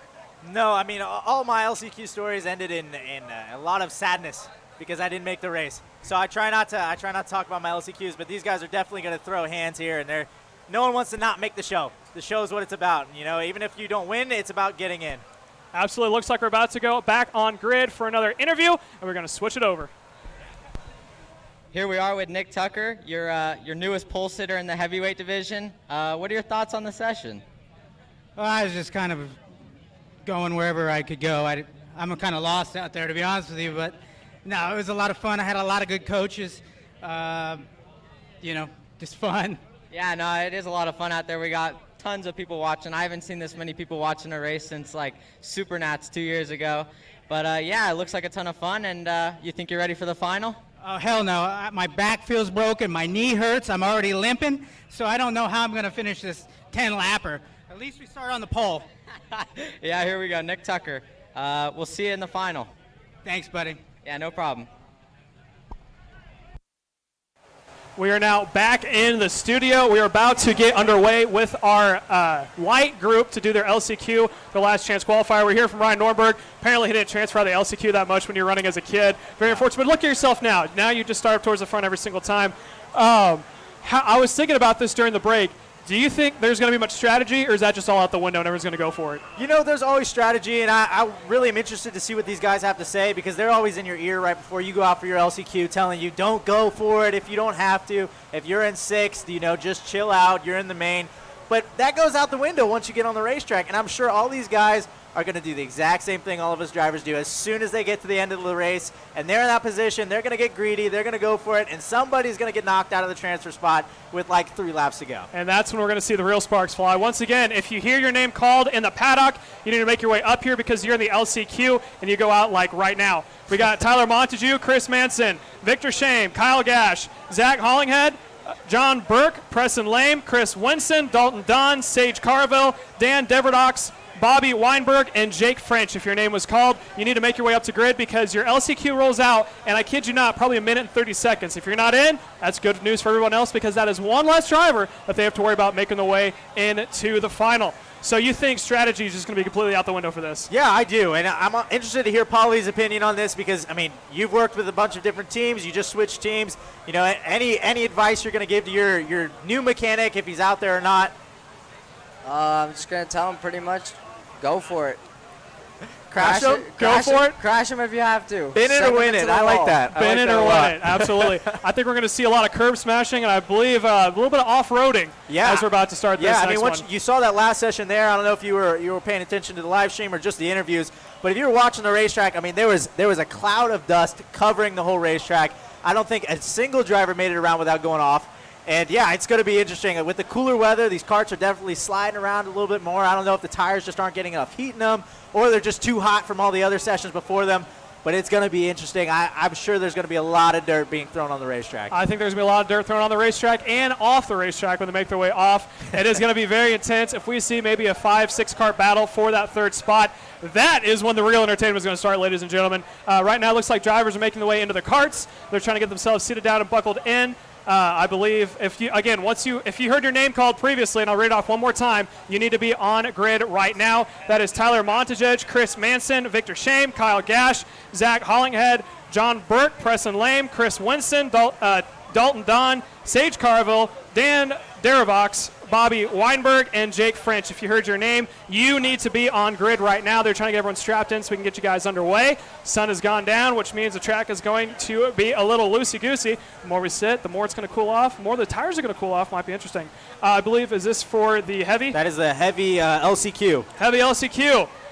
Jonathan Koyak, Bill D. Long, Austin Miles, Phil Pagantigo, Bjorn Bavoman, Chase Dow, Italio de Silveira, Daryl Stone, Mark Patik, Robert Smith, and Dan May. If you heard your name called, you needed to make your way up to the grid right now. As soon as we get done with the lights, we're going to send you guys out for the heavy. I'm sure we'll repeat that a couple of times.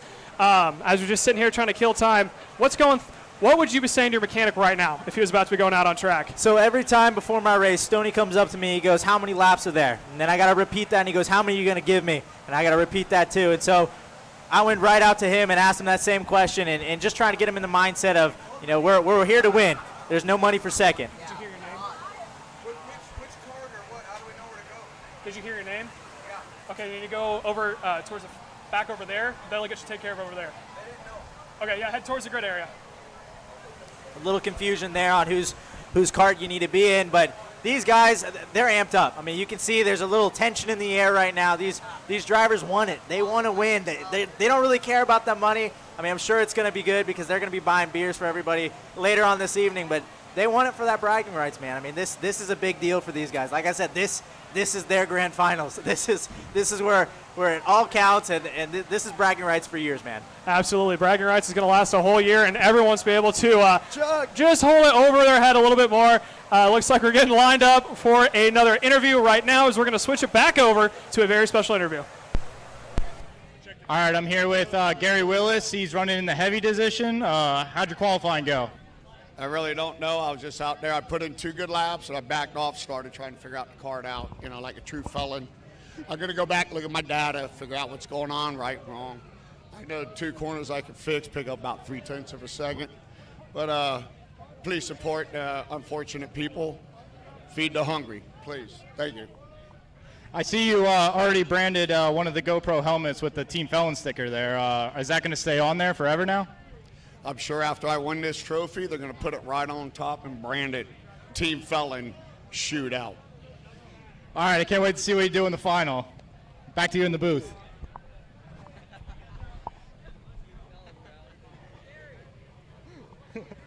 All right, we are back in the studio. We got Xander back in the booth.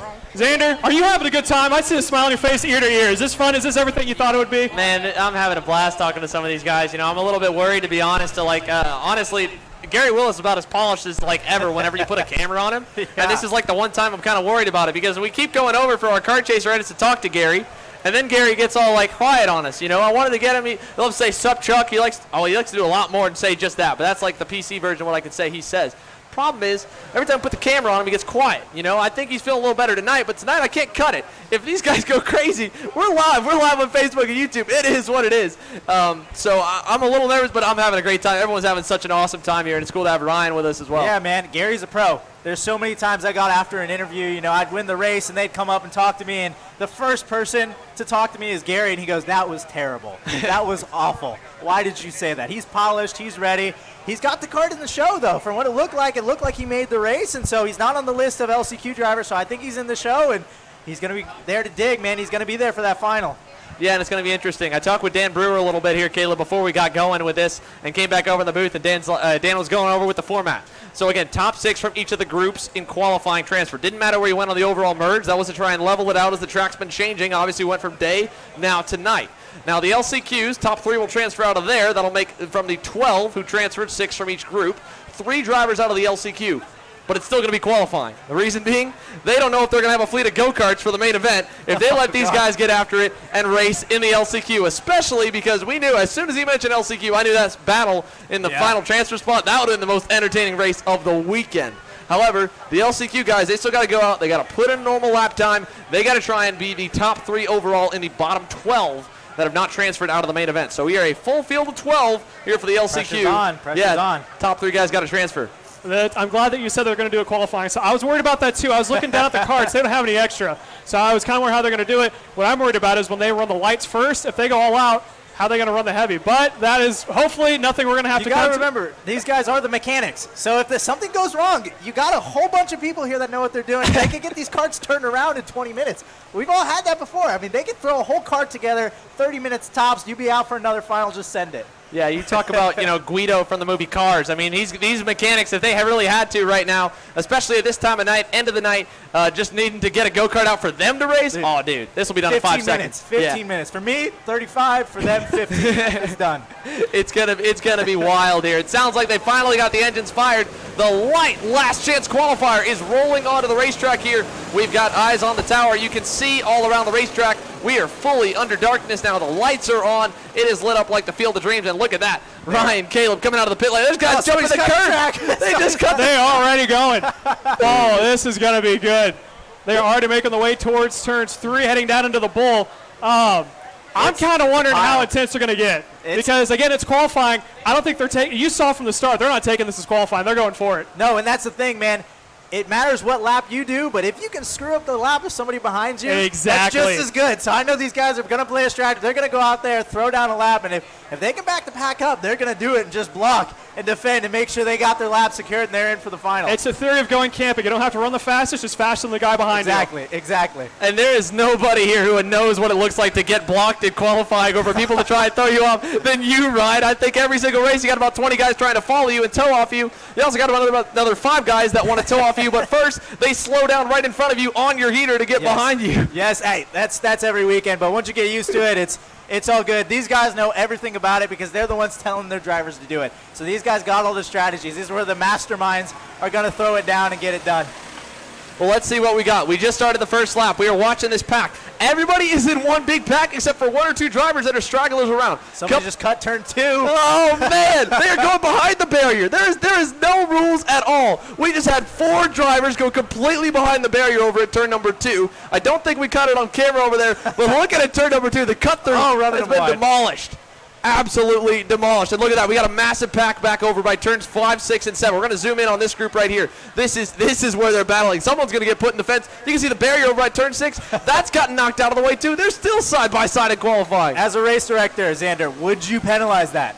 Honestly, all right, here's everybody's doing it, man. Everybody's doing it. Here's the honest truth, all right? Tit for tat. You get knocked out of the way, you go back, you clean that guy's clock, knock him out of the way. All right, fair game. Like if that's how we're racing, that's how we're racing tonight. I like that. I like the sound of that. These guys are definitely going to be pulling out all the stops. You see they're still in a pack here. We saw in the earlier sessions that drivers were kind of checking out and giving each other space. This is game time. These guys are wanting it. They're not letting up at all. These guys are going for it. Well, we're getting our first laps in right now. John Burke, X30 senior driver, turned mechanic here for this weekend. Now look at that. This is unbelievable. They're still cutting through. Everybody's John Burke's out there. They're going all the way to the grass through turn number 2, cutting all the way over. I don't know where else these guys are going to cut. Someone is definitely going to use one of these new cutoffs here on the last lap. If not in the qualifier, definitely in the race to try and get through to the win and miss a timing loop in the middle of the racetrack. Hey, man, when you got those fenders on the kart, it makes racing a whole other ball game, man. When you got the threat of flipping and hurting yourself, yeah, you don't want to do that. But when there's fenders on the side, it can make it dangerous. These guys are going to throw it down. They're going all the way out to the grass, as you can see right now. I believe that is the lead pack. They have still stayed bunched up. I thought it was going to take a couple laps for them to get themselves sorted out. They're still going nose to tail, and I believe your theory of backing up the guy behind you, you can see a little bit of brakes. I don't think that's for them slowing down. I think that's for maybe a little bit of a love tap of the brake. As they go all the way out, well over the rumble strip, coming in the last corner. They're still side by side across the line, trying to get a glimpse of who that was. I believe that may have been Dalton Don, and I believe maybe Tyler. Chris Winston goes P2 overall. Still 7 minutes left. Plenty of time. They're still cutting turn 2 going behind the barrier.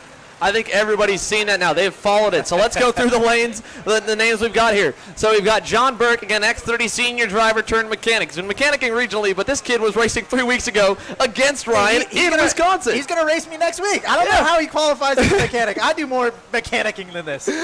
Moving on to Chris Wesson here in second. That's an actual mechanic. We called him Tweaker there. He's noted on the racetrack. And then we go back down. Preston, P3. Let's look at the bubble spot. Right now it is 4/10. That is how hard these guys are killing each other, bouncing off the side pods of each other. We've got at least this group of 3 we're watching. They're starting to get hooked up. They're being a little bit smarter. Oh, no! They're getting side by side through 9. It looked like he was about to get hooked and spun out as we're trying to identify it. Stuff. Everyone's in the same cart. They're changing go-karts. We're going to identify the names. We'll have the order in the races right now. That's they're Wesson still battling. now. Wesson down to the inside. He's going to lead out of that last corner there. He's P2 right now. He's trying to get some clear track. He got a ton of dirt coming off his cart. He's going to be sliding into turn 1 here.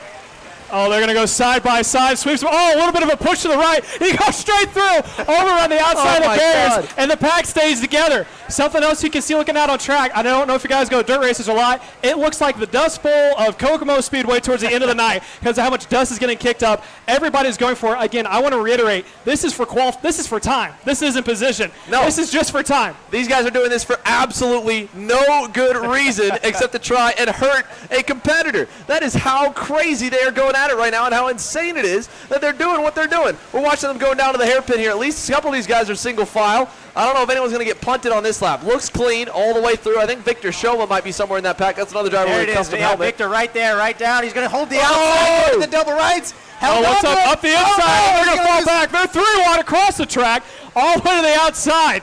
Again, this is when the pack starts to break up. As of now, they've stayed relatively together, maybe a couple of stragglers towards the back. But right now, they're going for broke as if they have to finish in the top 3. Do you think we're going to be able to actually pack them up and take a green flag when they actually go for the race? I have no idea, Caleb. No idea at all. Now, here's the interesting part. I can't get over that. They're still going completely over through turn number 2. That race barrier is just going to be demolished. Now, let's look at the lap times really quickly here. Circling back, we are down to the final lap. All right, 5 seconds to go. This is it. Last chance. 6 drivers in a pack. It looks like they've at least settled it amongst themselves. We'll see if they pass it all. The gap right now is a 10.5 from Tyler Montague, the Motaz Sport mechanic, over Preston. I'm not sure who we've got in cart number 9. He was P3. He's been bumped out. So right now that bubble spot, P3, Tyler Montague on the hot seat. The main pack going through turn number 8, and they're all single file here, Ryan. This could be a big lap for a couple of these guys. It is. And Wesson's out. You know, he's out into the lead right now. I think he might take the top spot. John Burke's pretty safe there. I think those top 2 guys are good. But, man, that bubble spot, that's close. Preston's got a good shot at it. He's only you know, a tenth or so off the third place, that bubble spot, and he might take it. Couple updates across the line. Victor Shoma! Yes, RPG! Into the main event with the final lap. Nips him by 4 or 5 hundredths of a second over Tyler Montague. Bumps him out of the main. Dalton Dow on the final lap. Woo! Jumps up. Not enough. Go Victor. Daniel Devereaux moved up the order. Not enough. Oh my goodness. Victor Shoma on the final lap moves it into the main event here. It is absolute chaos, Ryan, but somehow your RPG crew is doing all right. I'm telling you, it's not about the engines, it's about the driver. If you wear the blue shirt, you go fast. That's just the way it is. Oh, here we go. I'm hearing it over there, man. But I want to say, what you saw is Victor got passed by 4 guys. You know, he tried to hold that outside line. It cost him, but I really think it helped him because now he had a 4-car tow coming to the line, and that bumped him in the spot. He actually came out P2. I don't know why Chris Weston dropped. Oh, no, that's just the running order. But, yeah, Victor Shomo into that third spot there. He made it into the show.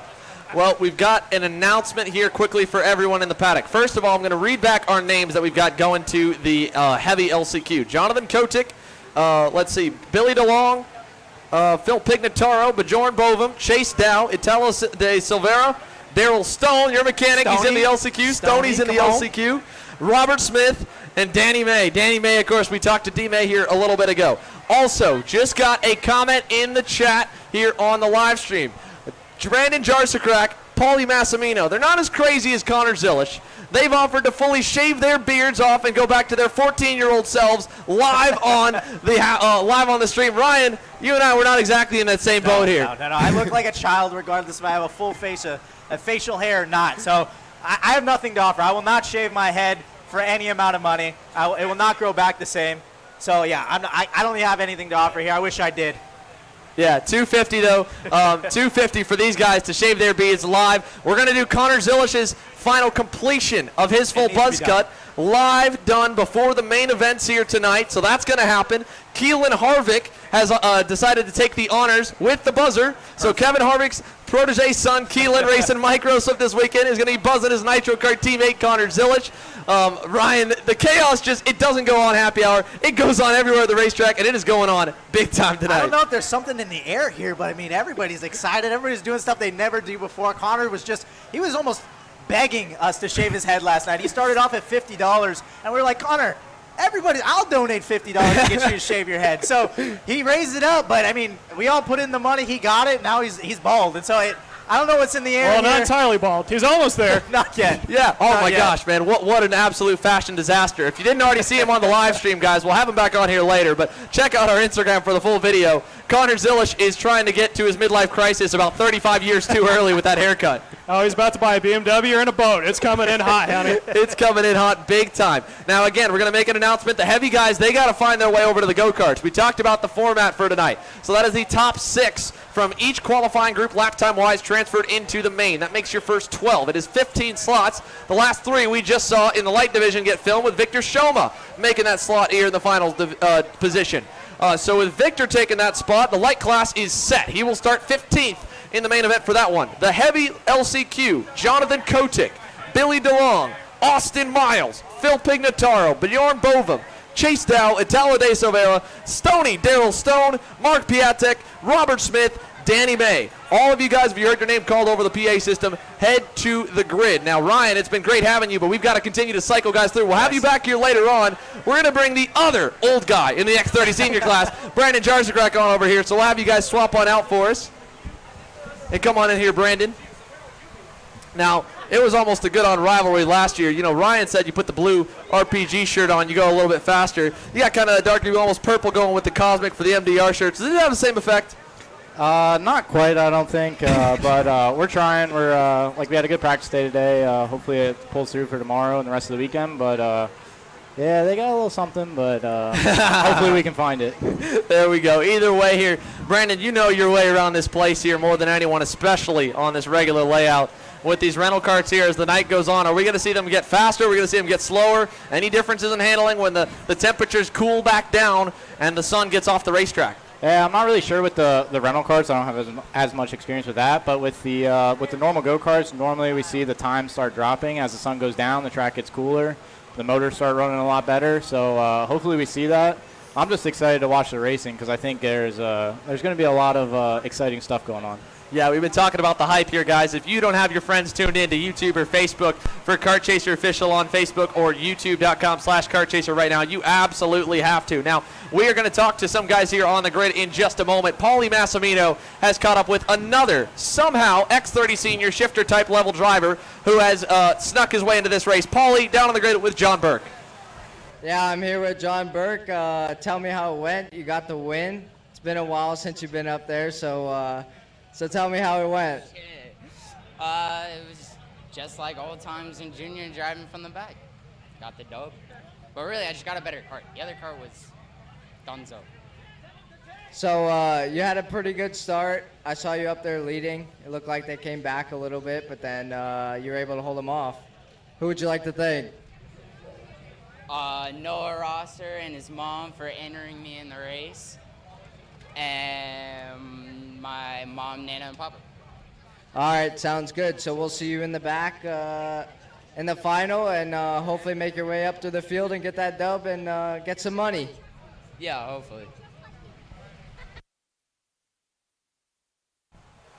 Back to us here over in the booth. We are back. Paulie Massimino just got done talking with John Burke. John's racing against you guys, like Ryan said. He should have been way out of that LCQ. There's no chance that John should have been way all the way down there. But that just shows you how crazy the delta might be for some of these guys in the rental karts themselves, kart to kart. We already heard a lot of complaints, a lot of trash talk, guys in the LCQ, guys in the first qualifiers saying, oh, I got messed up. Give me a new kart for the main event. Yeah, you walk down the grid right now, and that's pretty much all you hear. It's basically what you hear when you walk through the pits with the drivers complaining to their tuners about their karts not being great. Now you hear it about them complaining. So it's a little bit of twist of events, but I think it's still all in all going to be a good event no matter what. Yeah, maybe the drivers are taking notes about what they should say back to their mechanics when they come off the track and they start telling them what to do. That's a very good idea. I definitely am going to put some notes down for myself. We'll see. Yeah, absolutely. And again, all this is recorded here live. We're going to have some awesome clips coming out of the night, man. And we haven't even gotten to the main show. They haven't started racing. They've been racing, though. Right out of the pit lane in that light LCQ qualifying session, all right, we had a guy jump the curbing on the access road. Right off the bat on lap number 1, half the field went behind the barriers in turn number 2. Those barriers are already backed up about 20 feet from where they're actually going to be in the races. So they gave them a ton of runoff. The mechanics decided that was not enough. They wanted to go all the way to the grass. Did that over and over again. We saw guys going 3 wide, beating and banging off each other, Caleb. And that was light guys. Half of those guys raced real karts. The tuners, most of them are outside of maybe Jake French, Brendan Baker. They've been out of a kart for more than 5 years, so they're going to do that same stuff even more rusty, so it might be getting even crazier because they don't know what they're doing. Absolutely. And look over at the track marshals right now over in turn 2. They're moving the barriers, and they're pushing one all the way out to the grass and one all the way up to the track. I hate to break it to them. I don't think those are going to stay very long. I have a feeling those are probably going to get moved. We don't know, but I have a feeling those are not going to be there too long after anything like the last one. Listen, these karts have fenders, all right? So let's take a look here. We're going to show you guys what we're talking about. All right, so all of them, those barriers, I don't know if they got hit on the way out or no. They normally keep a lane, okay, to the outside of those 2 cones and where that new line of 3 barriers is for drivers to enter onto the racetrack safely, so they enter after turn number 2 versus after turn number 1. So with the change now they have no safe entry to the racetrack when they come off the pit lane. Doesn't matter. They all come out on the normal part. But if these guys want to go to the runoff, someone is going to have to be the first one through the wall, literally pound that wall out of the way and make themselves a pass. I don't know about you guys, but if you move that cone about 6 inches, I see a gap between those 2 barriers right on the outside line. That definitely could have thrown a mix in the light LCQ because, I mean, you cut that corner right there, that's probably a couple tenths right there. That could have put someone in the show versus not. Yeah. Especially if we weren't keeping an eye on it. We had multiple guys very close there to making it into the show. Came up short. Of course, at the very end, Tyler Montague got bumped down by literally 0.05 of a second over Victor Shoma on the final lap. And we saw all that pack take through the cut-through, so it's going to be interesting. Once again, final call if these guys aren't already down there on the grid. That is Jonathan Kotick, Billy DeLong, Austin Miles, Phil Pignataro, Bjorn Bovum, Chase Dow, Italo De Silveira, Daryl Stoney, Mark Piatek, Robert Smith, and Danny May. That is your heavy LCQ lineup. When they get finished, it'll be time to go racing for the light main event. Man, we've talked about it all the time. It's been so crazy. It's been so much fun, though, truly, to do all this stuff here tonight. What an awesome event. Yeah, this is really cool. It's definitely really cool to see for karting. I'm definitely excited to see how the rest of the weekend goes when the real racing starts and the live stream, how it's going to go. Yeah, we're going to be live all weekend long. We mentioned we got some superstar power coming into the booth. Will Power is going to join us. Austin Cindric is going to join us. NASCAR Xfinity Series champion Austin Cindric just recently got announced to be the new driver of the number 2 Team Penske Cup Series car. Of course, Will Power, IndyCar Series champion, Indy 500 champion. Will's at the racetrack. Will was driving today. He was driving around with you. Did you end up passing him, or did he pass you today? You see him? No, I saw him out there. I didn't pass him. I caught him from probably about a straightaway back, but you could tell, like, we were all the kids were hitting curbs and stuff like that. And Will was kind of taking it easy around the curbs, taking care of his body. I understand that because he's got a race IndyCar. He's got a full-time job to obtain. But, yeah, it's cool to see those guys come out here. I mean, you come out to GoPro on a normal weekday and you see endless amounts of NASCAR, IndyCar guys out here just testing and driving. It just shows how cool karting is. And you talk to them, you go up and talk to them, and they say karting's like the best form of motorsports, and they love coming back to it. I wish we could see more of them actually race with us, but according to their contracts, they're not quite allowed to. Yeah, that's the biggest thing, Brandon. And now the sound is picking up behind us. That means we are going on to the racetrack here. We are live qualifying for the heavy class, the LCQ. They've lost some of their runoff. Look at them already. Full throttle right across. There's Elisa Cartwit there to the right side. So we've got a few of them kind of spread out. Now let's go through the field. They've all passed the loop.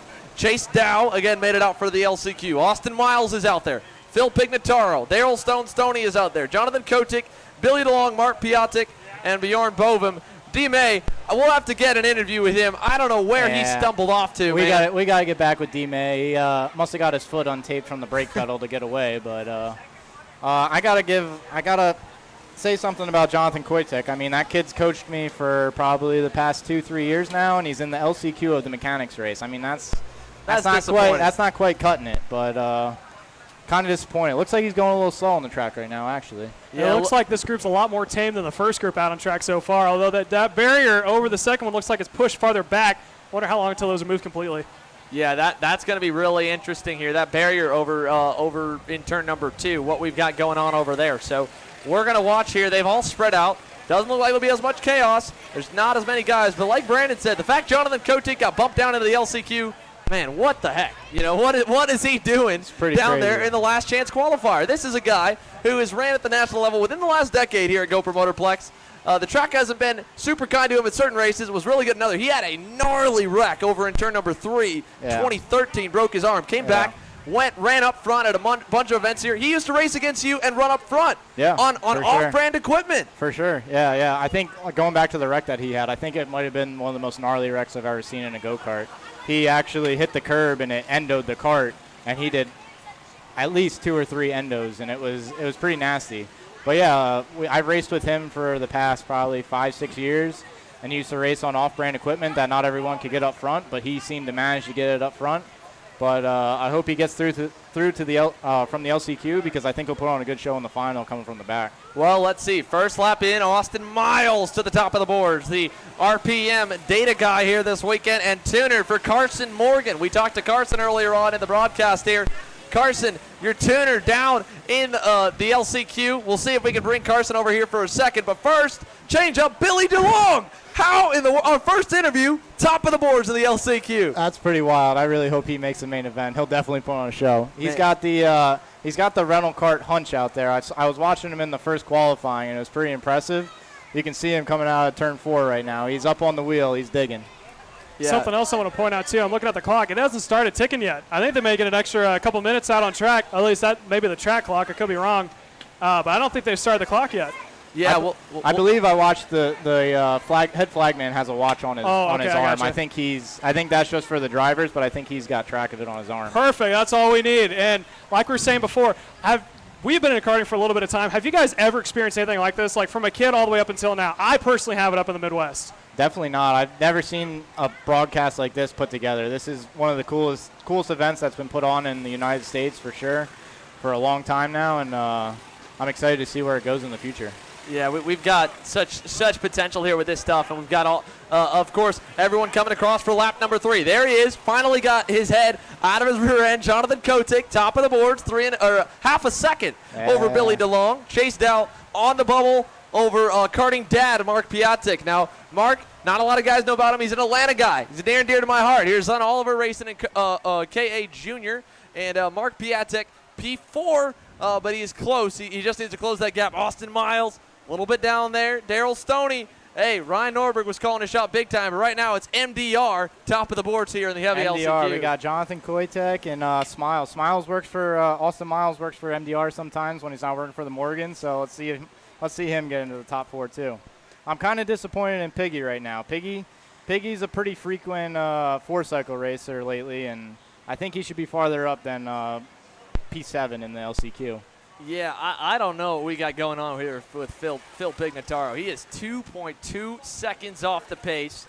Again, we talked about it earlier in the broadcast. Phil was saying, look, guys, I cannot believe you did not pick me on Happy Hour. Caleb, you didn't get to hear any of that, all right? You were just seeing, you see a driver go P7 out of 8 in the LCQ, go down to the LCQ. You think that's a guy that deserves to be picked on the Happy Hour show? Not really, man. Happy Hour means you got to be competitive, in my opinion. You don't hear NASCAR drivers talking about the guy running in second to last. But you know what? We got plenty of time. Plenty of time. You may be able to pick it back up. One thing I do want to touch on, though, is how tamed everyone's been. No one's gone off track. I haven't seen any dust get kicked up. Everyone's starting to spread out. Maybe it's going to be we always kept saying it was going to be the heavies that were going to be the one putting on most of the show. I think it might be the light that actually might put on the most action. Everyone's still continuing to run quick times after time. You know what? I got faith in him. I got faith he's going to crack the top 5 and make it into the race. I think I can take part of the blame of why the lights were a little aggressive. Everyone was asking me how the LCQ worked, and I wasn't 100% sure. I didn't know it was a qualifying. I thought it was a race. Oh, my gosh. So I told everyone they needed to finish in the top 4 racing-wise, so I think that might have been why they were racing. Oh, you should have been on there with the air horn telling the same thing again. I know. Man, well, at least the heavy guys got to see that, so they got to wise up a little bit. Talk about Austin Miles. Smiles just went second. Chase Dow third. Billy DeLong, a 10th out now. He is bumped out of the top 3, and we are watching Chase Dow as one of the drivers on your screen at the moment, working his way out of the bowl. So that's one driver on the top. Is that Kotick right there behind him there, Brandon? I can't tell by helmets who's wearing what. Kotick's got the shiniest helmet on the grid. He's got the nicest helmet for a tuner. He's coming out of turn 7 right now, bumping with somebody almost. He's right behind Billy DeLong. That's where Koitek is. That's where we go. So we're a little further back. So you got 2 guys working together. Austin Miles must be somewhere in that group, but Chase Dow's got a bit of a dancing partner just behind him, towing him around the racetrack. So that's got him in a decent spot as we watch Chase there leaning forward. I don't know if he's trying to adjust the seat. These ones still have the normal seat tool, right? They can't be moving them mid-session? Well, no. The rental carts actually you're able to move the seats front and back, and I was spreading a little bit of rumors to a lot of people that you do have to have the seat pretty much all the way forward in the rental cars to be fast. You got to get the extra camber up on the front end, don't you? Yeah, you got to get all the weight forward. There's actually, if you see in the pits, the one guy in the light class, he has ankle weights. Oh, that's a good idea. So he has weight all the way on the front. He doesn't only have the seat all the way forward, he has ankle weights up there. Okay, that's a good call. Maybe a little bit of a factor that's going to come into play here. We'll find out. Everyone continues to run time after time. Something I'm curious about is over in the bowl, we're seeing multiple lines. Guys go on the high line, guys go on the low line. Typically when it comes to pavement road course racing, there's usually one fast line. In the bowl, you could go topside Tommy, get a good run on the inside. You can go a little bit slower, but you can get more advantage out of it because you're doing less of the track time. I think these finals are going to be an all-out blast to watch and commentate on. Well, it's going to be crazy, but it looks like we're getting our top 3 together. This race just coming to a close. Checkered flag coming this time. I don't know if they're going to get another lap the way club speed timing and scoring works. If they do, it's still up in the air. Jonathan Kotick, Chase Dow, Austin Miles currently are in. There goes Dow across the line. Just behind, I believe, one of the other drivers, the white helmet, that might be Austin Miles. He was looking pretty quick compared to him. Billy DeLong. It looks like he is not going to make it into the main event here tonight. First driver out, Piatek, Pignataro, Stoney, Bjorn Bovum.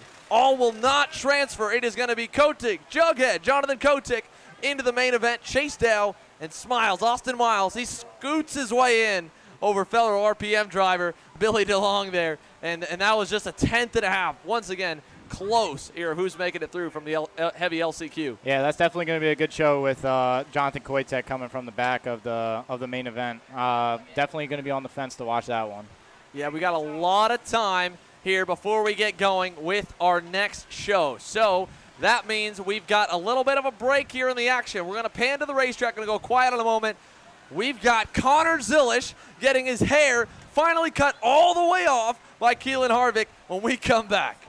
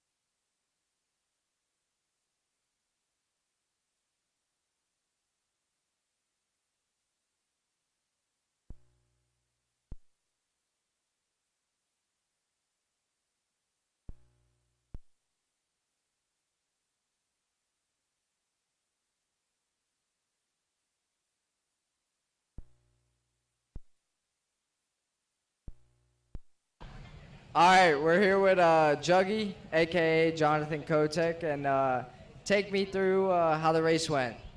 Well, that was qualifying, but it was pretty good. Got a little set up on the last lap and had a good time. Let me ask, did you go through the data before doing this? Did you pull it down on your laptop and figure out where you needed to improve to get into this final?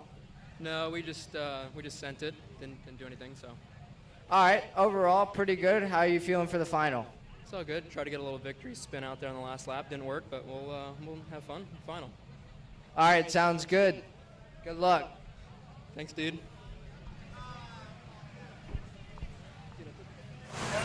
All right, so we're back here in the area with the announcers, but here's the thing, guys. Here, watch out, Sean.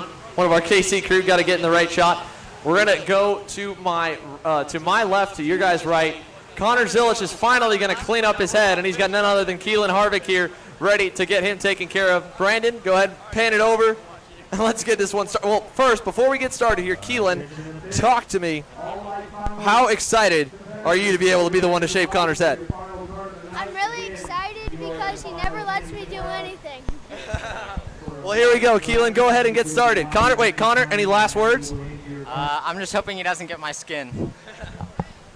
All right, let's go ahead and get started here with Connor Zilich getting his head shaved all the way back off by Keelan Harvick trying to get the sides. Oh, my goodness. Keelan, you got to get higher. You got like streaks in the hair now. Oh, no. Are you leaving a ring around his head? Oh, God. He is in so much trouble right now.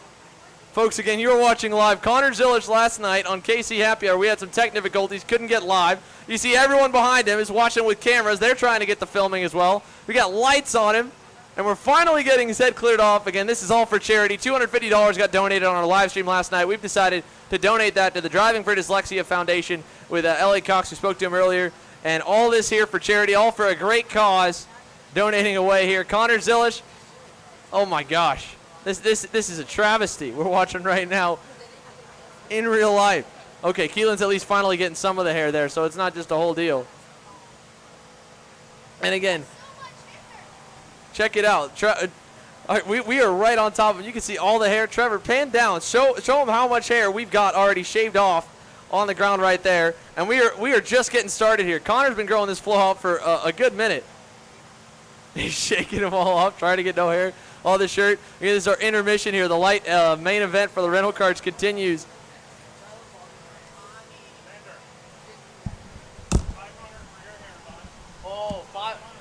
No, 500 for my. We're gonna hold off on the bidding there. That'll come later. It's going up. That'll be way higher than that. We got to go a lot for charity if you want to get my hair cut off. We got 250 for Connor. Connor was too eager to do it. Hey, flashlights. Yeah, flashlights. Let's get this guy in the spotlight here. We need to get lots of lights here on Connor. Look, this is ridiculous.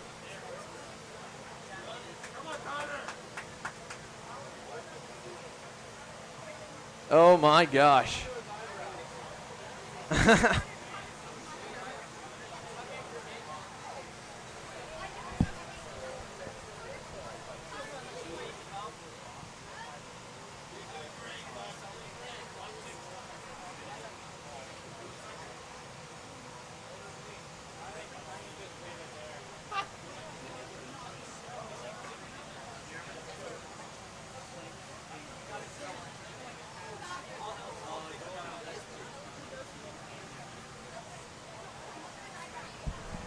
All right, live updates here. Connor is most of the way through. Again, the scene is just absolute pandemonium. Let's go back to our wide shot. Look at all the people around here helping us put on this production.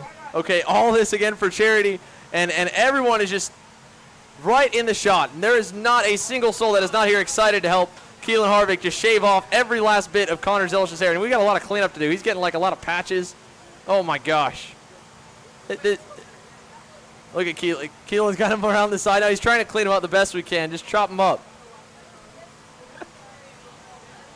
Again, for those of you tuning in live here, this is not just a taping of Connor Zilich getting his head trimmed off. We are live from GoPro Motorplex for the IAME USA Grand National Championship presented by Hunt Brothers Pizza. We are on a quick intermission here with this charity run with Connor getting $250 raised for the Driving for Dyslexia Foundation that'll be donated here at the end of this weekend.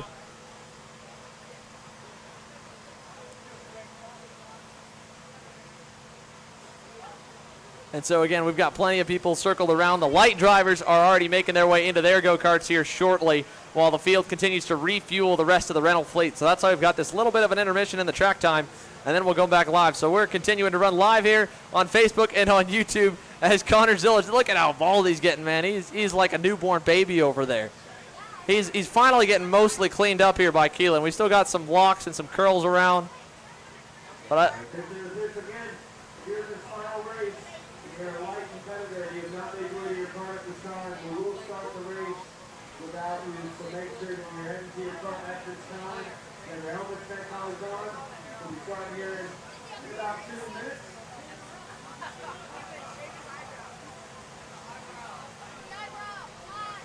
oh, no, Keelan's getting a lot of... Hey, eyebrows weren't part of the deal, guys. We had $250 for the hair here. Connor doesn't have to go full on. Yeah, let poor Connor at least have something here. All for charity. All right, he's trying to clear out what he can from his head. Stuff's getting trapped behind his ear. The hair is just everywhere. This is just a mess over here. Glad we did not do this right over by our broadcasting station.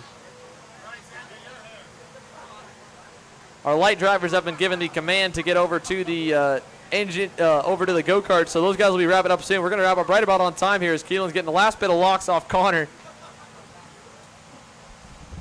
Again, this is live on Happy Hour. Brandon joining me here. I think both of us were kind of caught off guard with how excited Connor was to shave his head off. Do you think he's regretted it at all here today after running around with an old man cut? I mean, last night he was definitely excited in the beginning to do it, and then I saw him this morning walking around, and he was kind of like holding his hands over his head. He definitely, I think, regretted it in the morning. He says he doesn't, but you can see deep down he definitely does. At least the good part here again.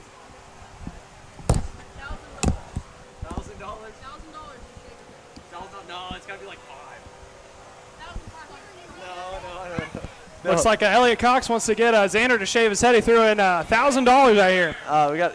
Wait, we need to go higher on that one, bro. We got to go higher, all right? At least give me like a week out, okay? We just got a haircut. We're trying to go big this time. You know, we got some sponsors. Connor's just got to look good with a helmet on, all right? I got to look good without the helmet on right now because we're going to be on camera a whole lot more. Anyway, as we continue to watch here in the live stream, we're going to be getting ready to go. It sounds like they've got most of the carts fired up. I see drivers buckling into the carts. It looks like it's about showtime. Oh, this is going to be good. So they've got 1 minute here, 1 minute warning for these guys to get over to the go-karts and get set to go racing. Man, this is just what a blast this night has been here. And we continue to go.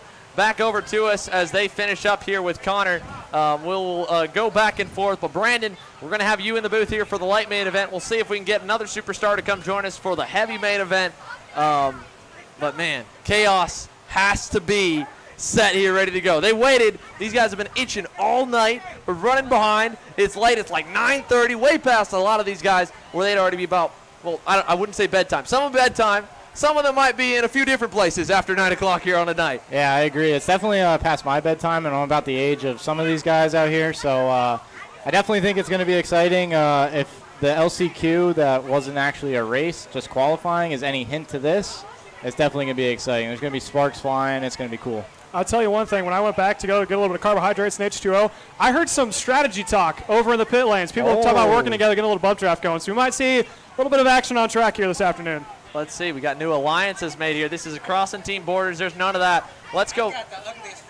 Let's go over here. Here, Nick Tucker. Here, Brandon, pass your headset over here, Nick.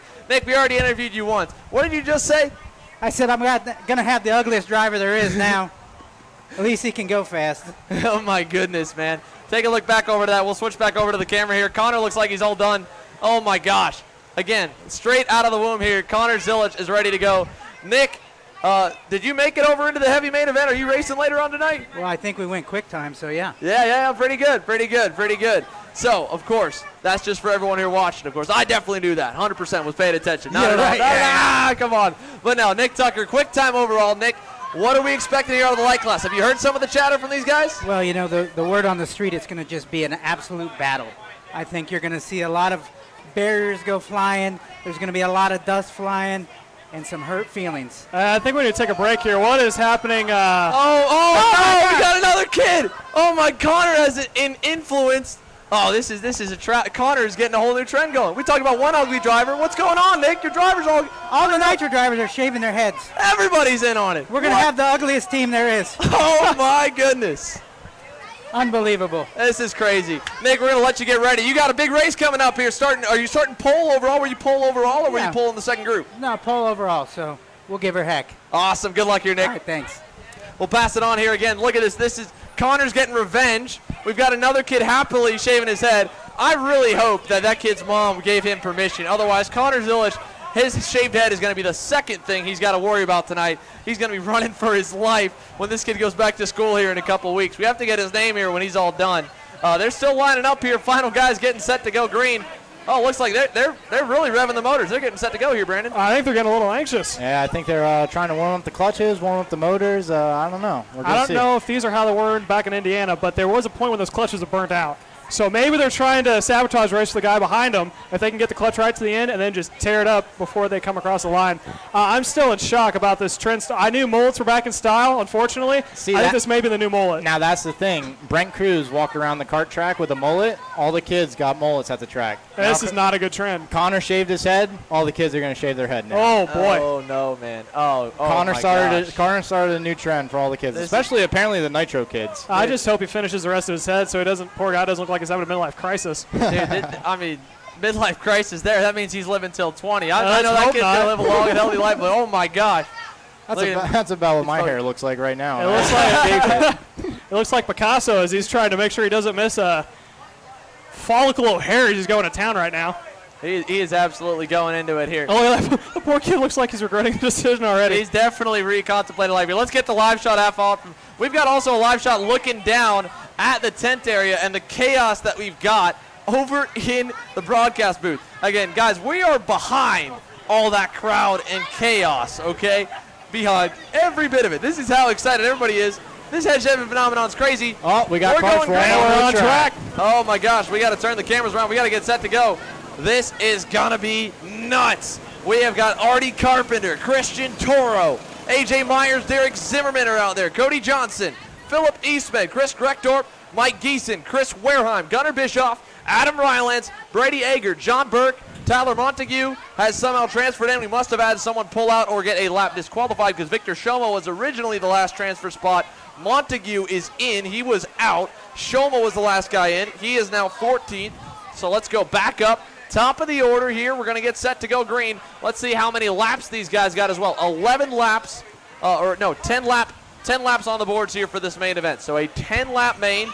They're getting the warm-up lap underway now. Artie Carpenter leads. Christian Toro will line up second. I believe they're going to do a single file start to try and get these guys going here. We got the back half of the field full throttle around. Final thoughts here, boys. Caleb, what you got? I'm going to say turn 1 and 2 is going to be a little hectic. I feel like someone in the back of the pack is going to be smashed down all the way on the gas before they even get to the last corner. Yeah, this is crazy. We got over 150 live viewers here. This just continues to get ready. And for those of you guys tuning in, the main show is about to get going. Brandon, they're headed up the hill here, buddy. Call it down to the green. This one's going to be crazy. Yeah, we're going to see them come down to the green here. They're rounding the last corner. You see a couple guys warming up their tires still in the back. I hope some of the guys in the back have a chance to get to the front. I don't know how they're going to get through turn 1, but it's definitely going to be interesting. Yeah, it's going to be wild here. They are lined up single file, bumper to bumper. One guy out of line. Are we going to go green? Looks like they're going to go one more time around. We've got green it. Flag. Oh, never mind. Yeah, we were side by side already. There goes the train right over the rumble strips here. Your leader up the hill's Artie Carpenter. He'll lead them down the backstretch there. 4 drivers are all the way for 4th, 2 by 2. The top 3 with a breakaway into the bowl. Where comes the punting? Pass for second. Here they go wheel to wheel. Well, I think that's AJ Myers trying to make the move up into second. Still got Christian on the outside. Let's see if he makes the move into 5. Oh, he got a little bit crazy. Ooh. Looks like it runs a little bit wide there from the 3rd spot. I believe that may have been Derek Zimmerman sent a little bit wide as they come down the hill heading towards the hairpin. AJ did not make good out on that. He's back in about the 10th. Oh, we got one around. Contact. 1, 2, 3 around. 3, nearly 4 drivers gone there the first time through the hairpin. Oh, and they're caught. They are beating and banging for 3rd. I believe that was the third placement of Myers. May have got sent around on the outside. He has now fallen back to 4th, maybe even 5th spot as make their way around the last corner. If the leader can make a few good laps, put in a few good laps, I think he might already be gone. It's going to be hard to catch him. We're going to need people working together here. Yeah, Artie Carpenter with a nice lead. That is Union Jack. Phillip Eastman started deep in this pack. He was the last transfer out of his group, P6. He said he had a really bad kart. He's feeling good. 2nd. Chris Greckdorp to 3rd. Wareheim is 4th.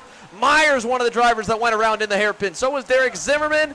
Tyler Montague, I believe, also may have been involved in that incident on the first lap. They are side by side for 3rd and 4th. That was Greckdorp and Wareheim going back and forth through the field as they come through the infield. Oh, that's even further back.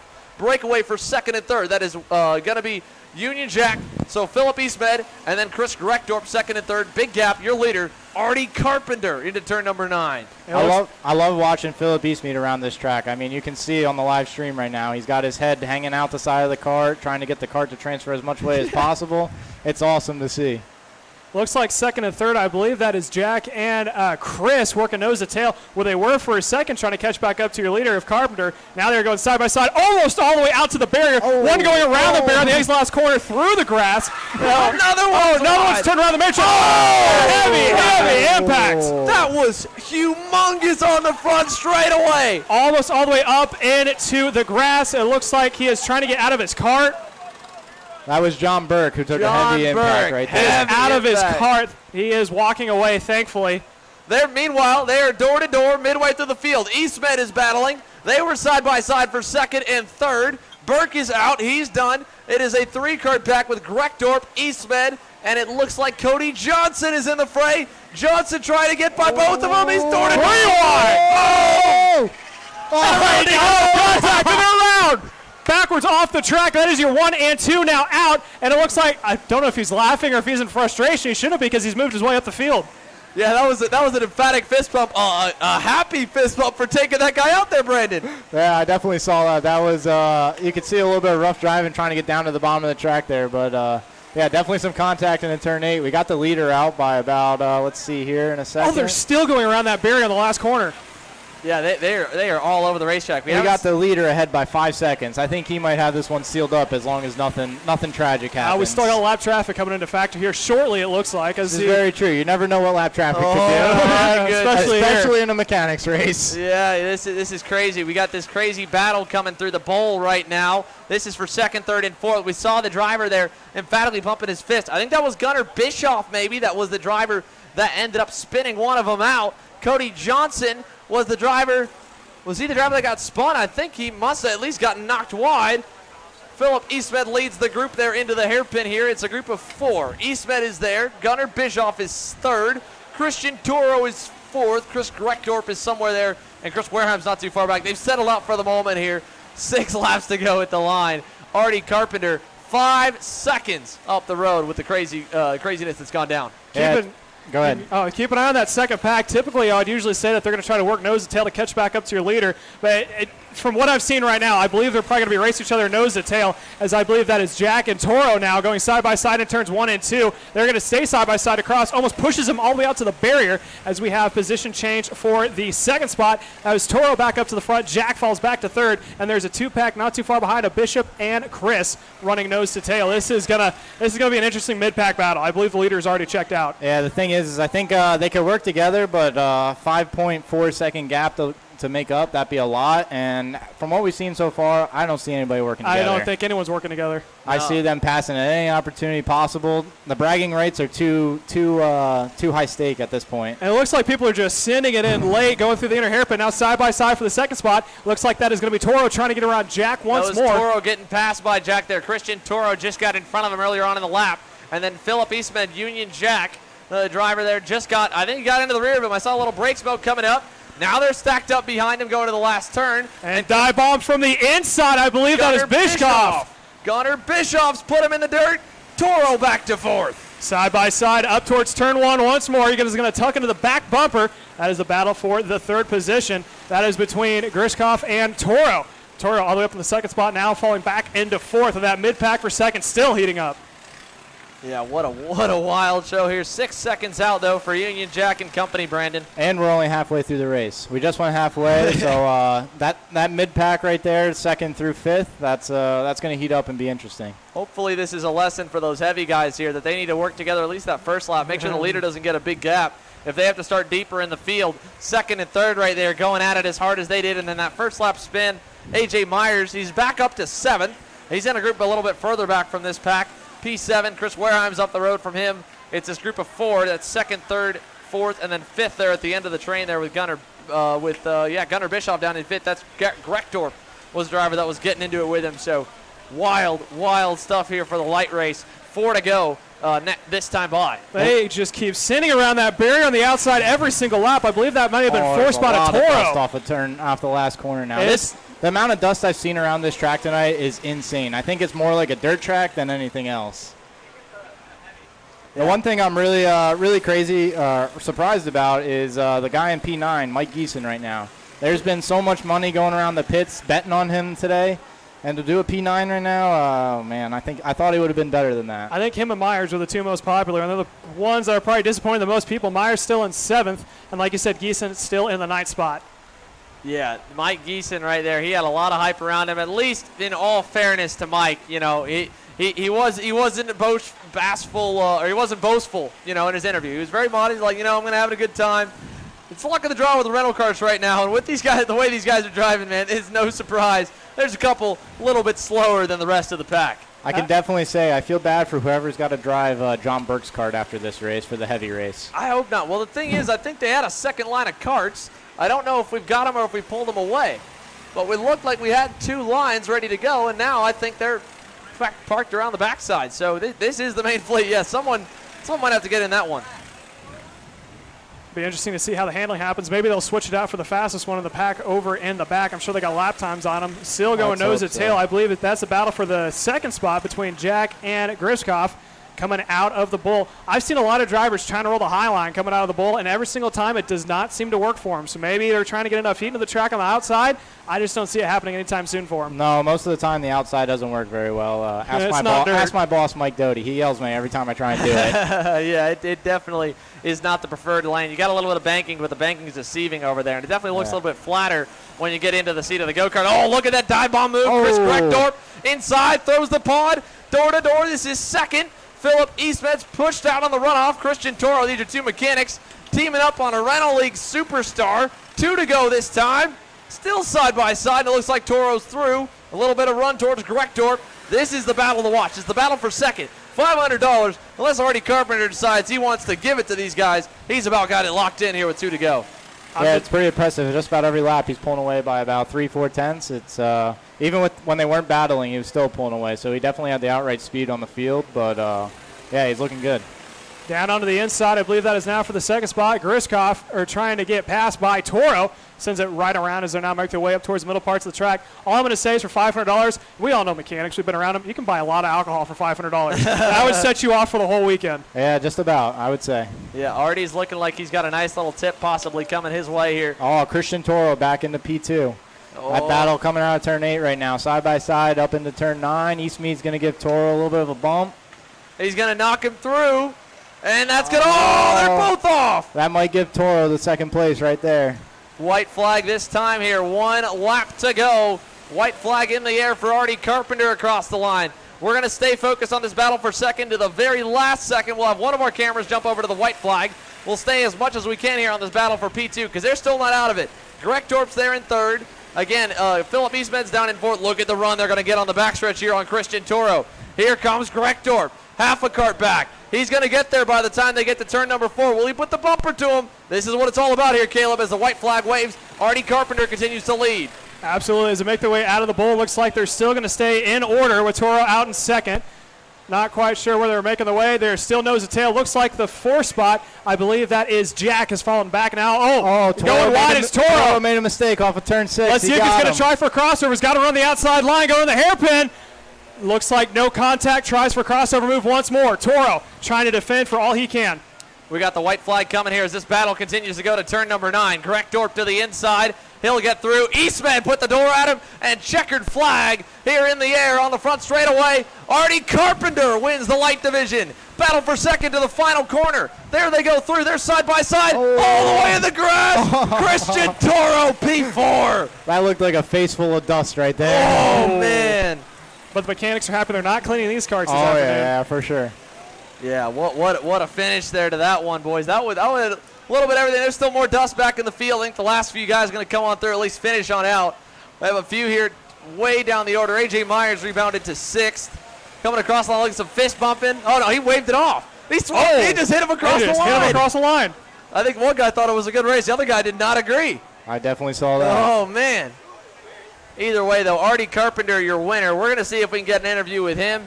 We've got a lot of talent around us here that we'll continue to talk. I'm going to leave you guys here in the booth. We'll see if we can snag Artie in a few moments. But for now, though, the light main event concluded. Artie Carpenter, $500 richer for the Rollison Performance Group tuner. Chuck one up to RPG here there to start chalk one up to RPG. Start the weekend there. Mike Rollison not able to be here with us this week. I want to give a shout out to Raleigh.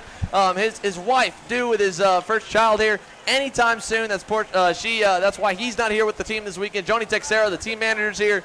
They got a big crew. Raleigh, we hope you're watching. If not, we want to wish you best wishes. Of course, best of luck to your drivers. We've already starting off pretty strong. Your tuner's repping you pretty good. As the lights just went out. Oh, no. Uh-oh. This isn't good. That's a twist. We still have power, though. I think we need to do the heavy race in the dark. Oh, it's 10 o'clock. That would be crazy. 10 o'clock, that's when the lights shut off here. I used to live here at the track. 10 o'clock, that's when they shut off. Well, we're going to see what we can do to get us some more light here in the booth right now while they continue to work on it. The track is not dark, okay? Do not worry about what we've got going on here on the racetrack and around the paddock area. We're going to clear it up. Still got the heavy main event to go. It's going to be pretty crazy.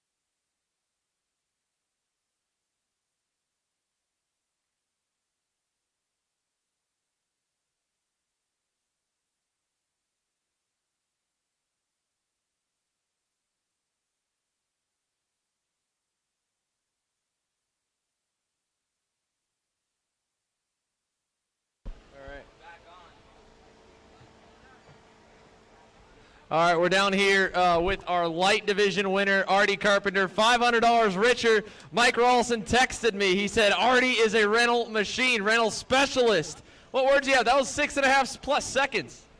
Just tried to stay calm. I've watched a lot of Ryan's races, so I tried to just emulate one of his, good out front races and just clicking off clean laps and just keeping a good distance. You watched the YouTube videos? For a little while. Unsubscribed after a while. It's a lot, though. Oh, from Ryan? Yeah. Oh, that's tough. Yeah, we did get some comments, actually. One viewer said they were hoping Ryan gets beat, said his video's really boring lately. So, either way. But, hey, congratulations, Artie. $500, man. You didn't make it exciting, but the guys put on a show behind you. I'm fine with that. It was awesome. It's an awesome event. Like, everyone's having a good time here tonight. I'm super happy to win. Awesome with that here. We're going to work our way back. It's time to get ready. Heavy division racing main event coming up.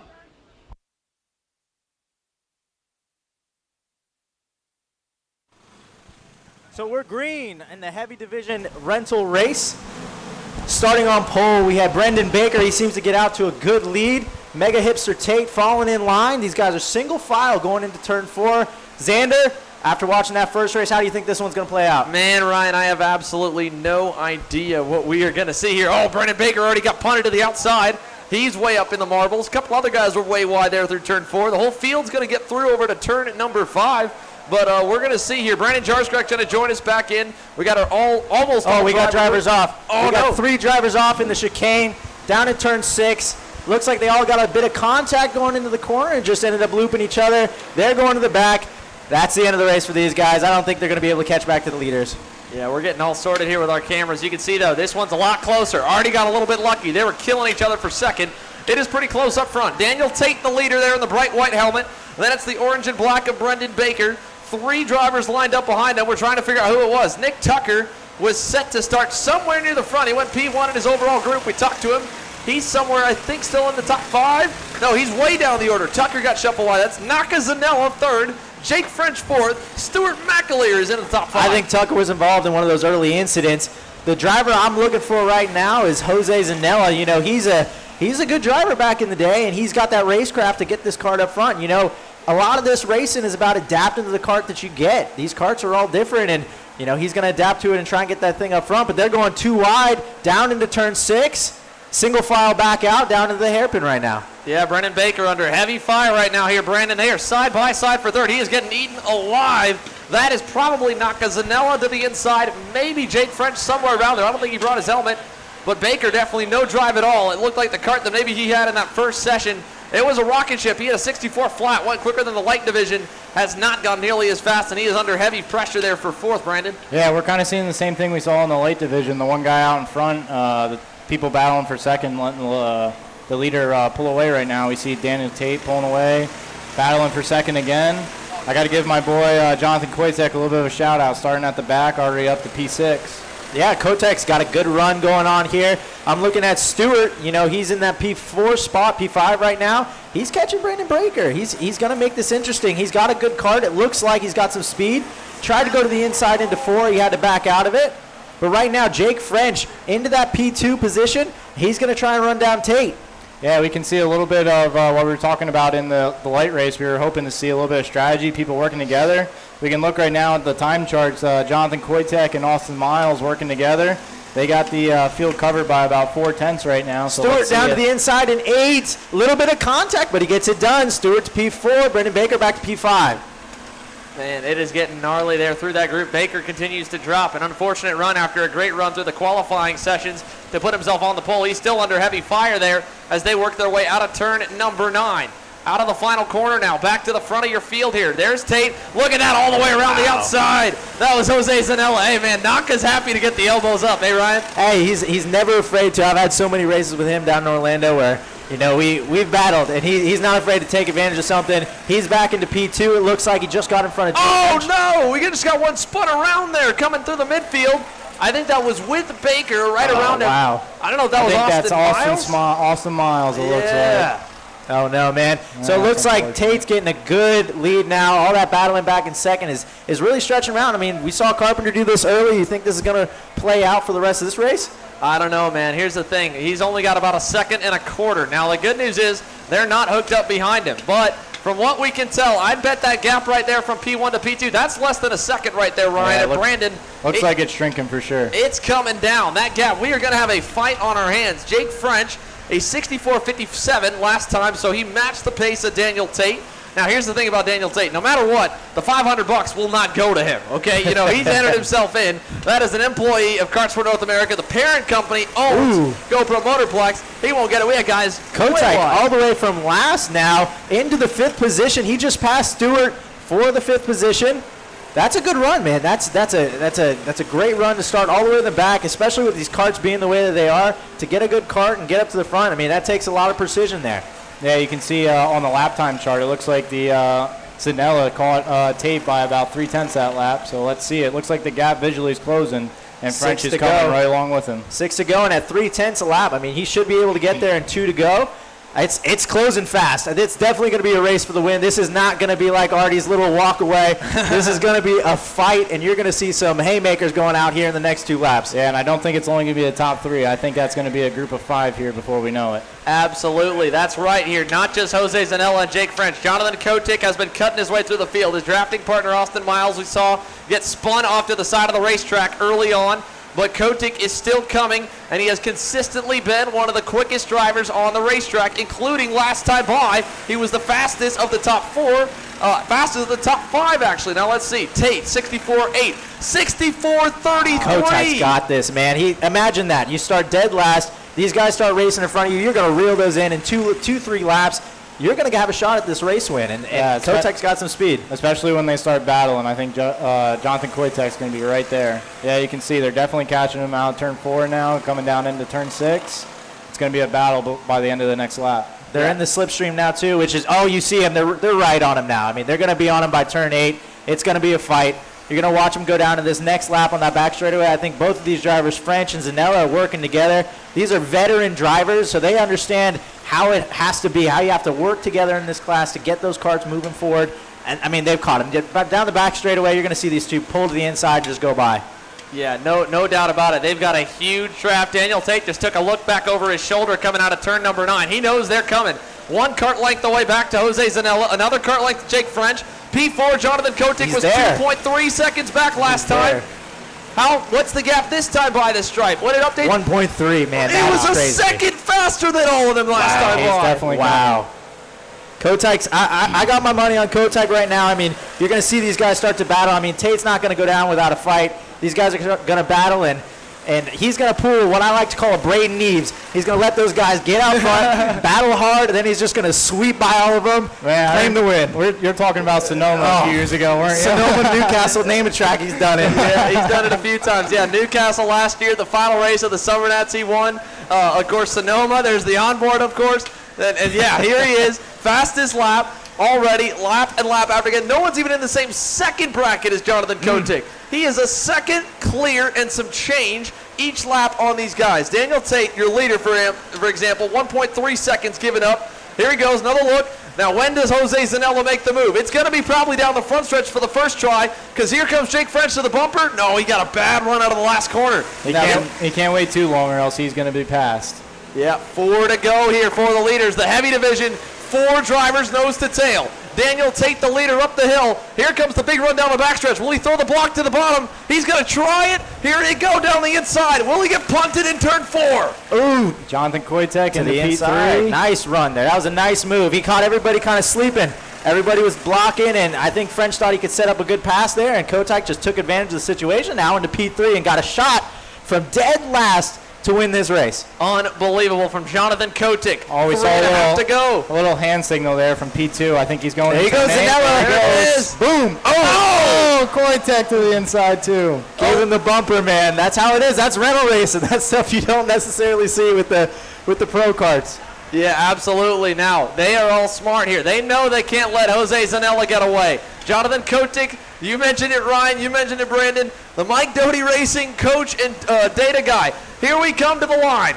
Double sticks in the air. It's 2 laps to go. We called it a lap early. So Jonathan Kotick, 2 laps to go. He's in second. Going in turn 1. Oh, my God. Up and run there. What a move. Now they're fighting behind him, too. This is definitely going to allow Kotek some breathing room here.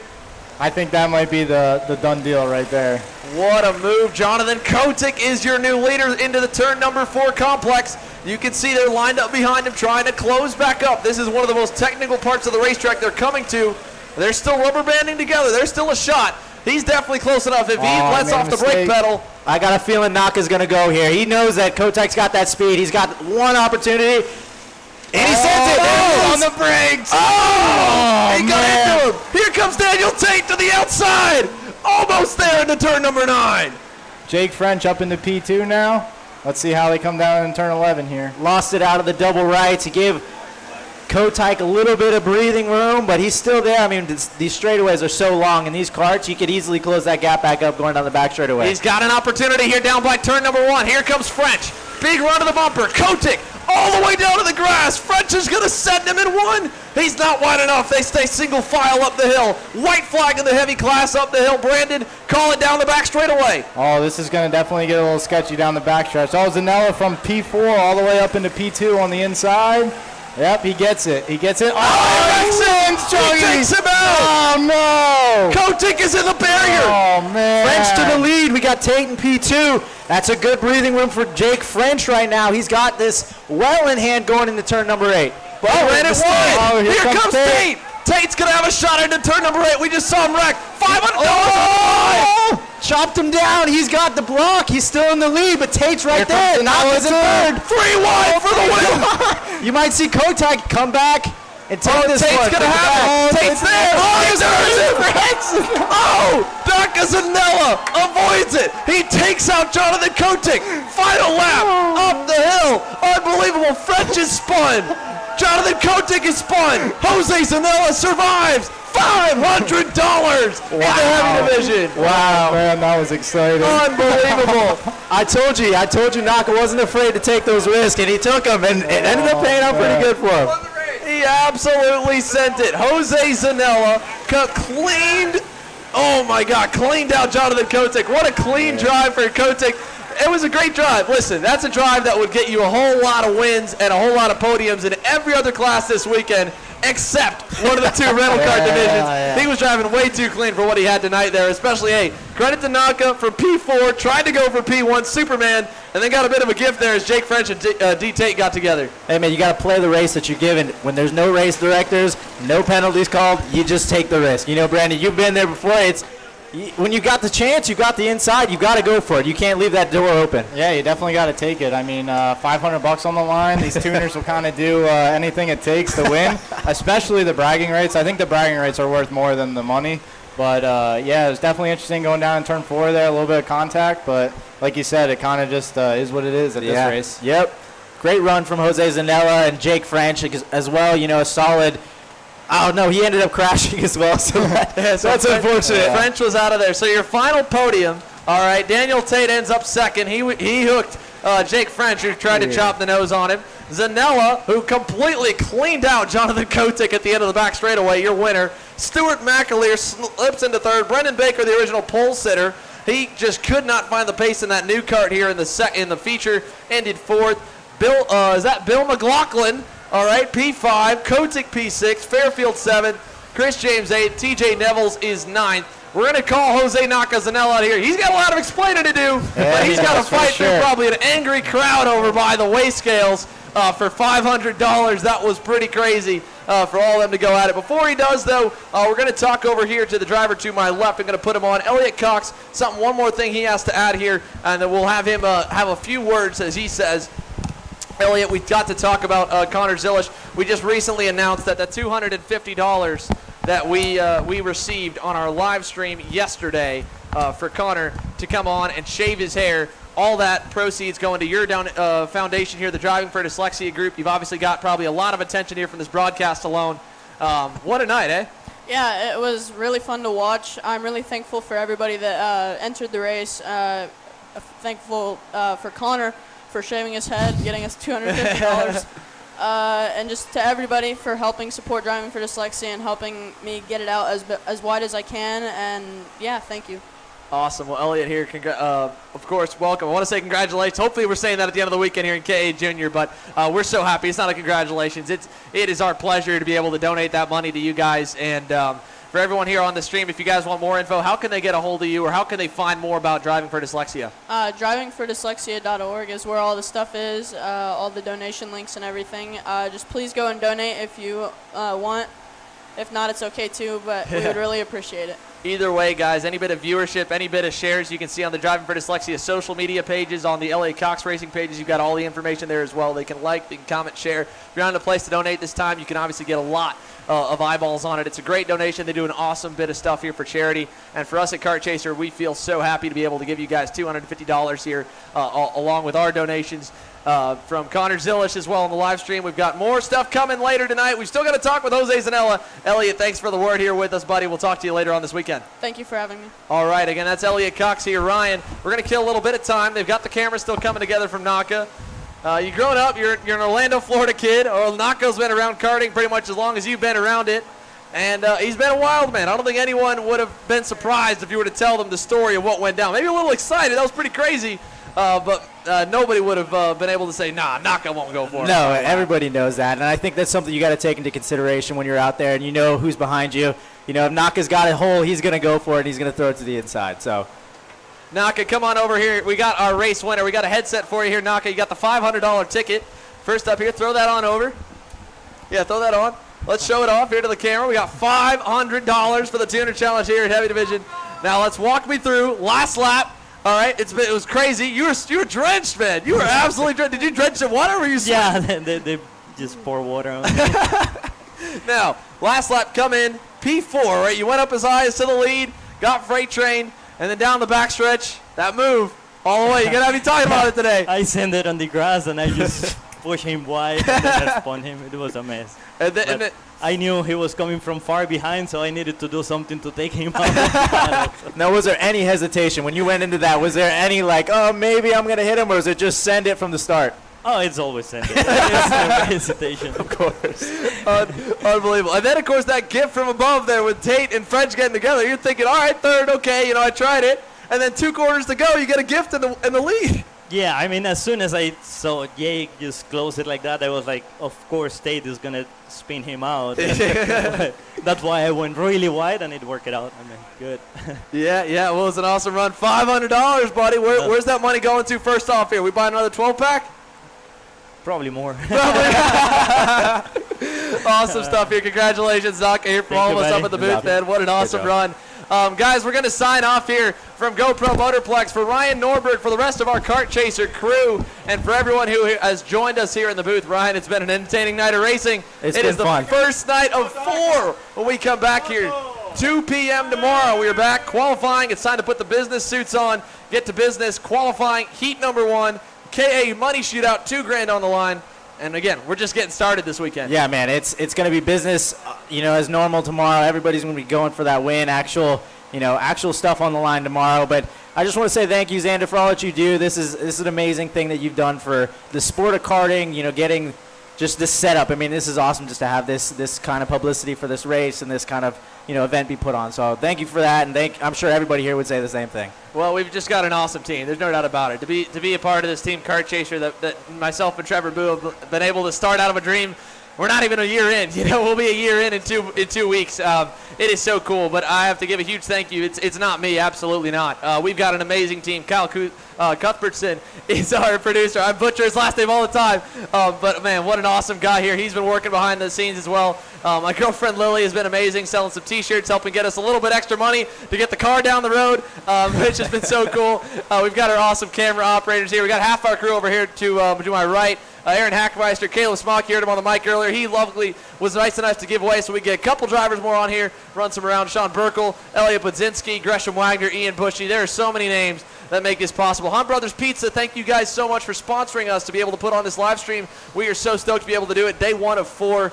And, hopefully the start of something big. Guys, tune in tomorrow, 2 p.m. Eastern. Qualifying kicks off all the way until 9 p.m. or whenever we get finished, giving out $2,000.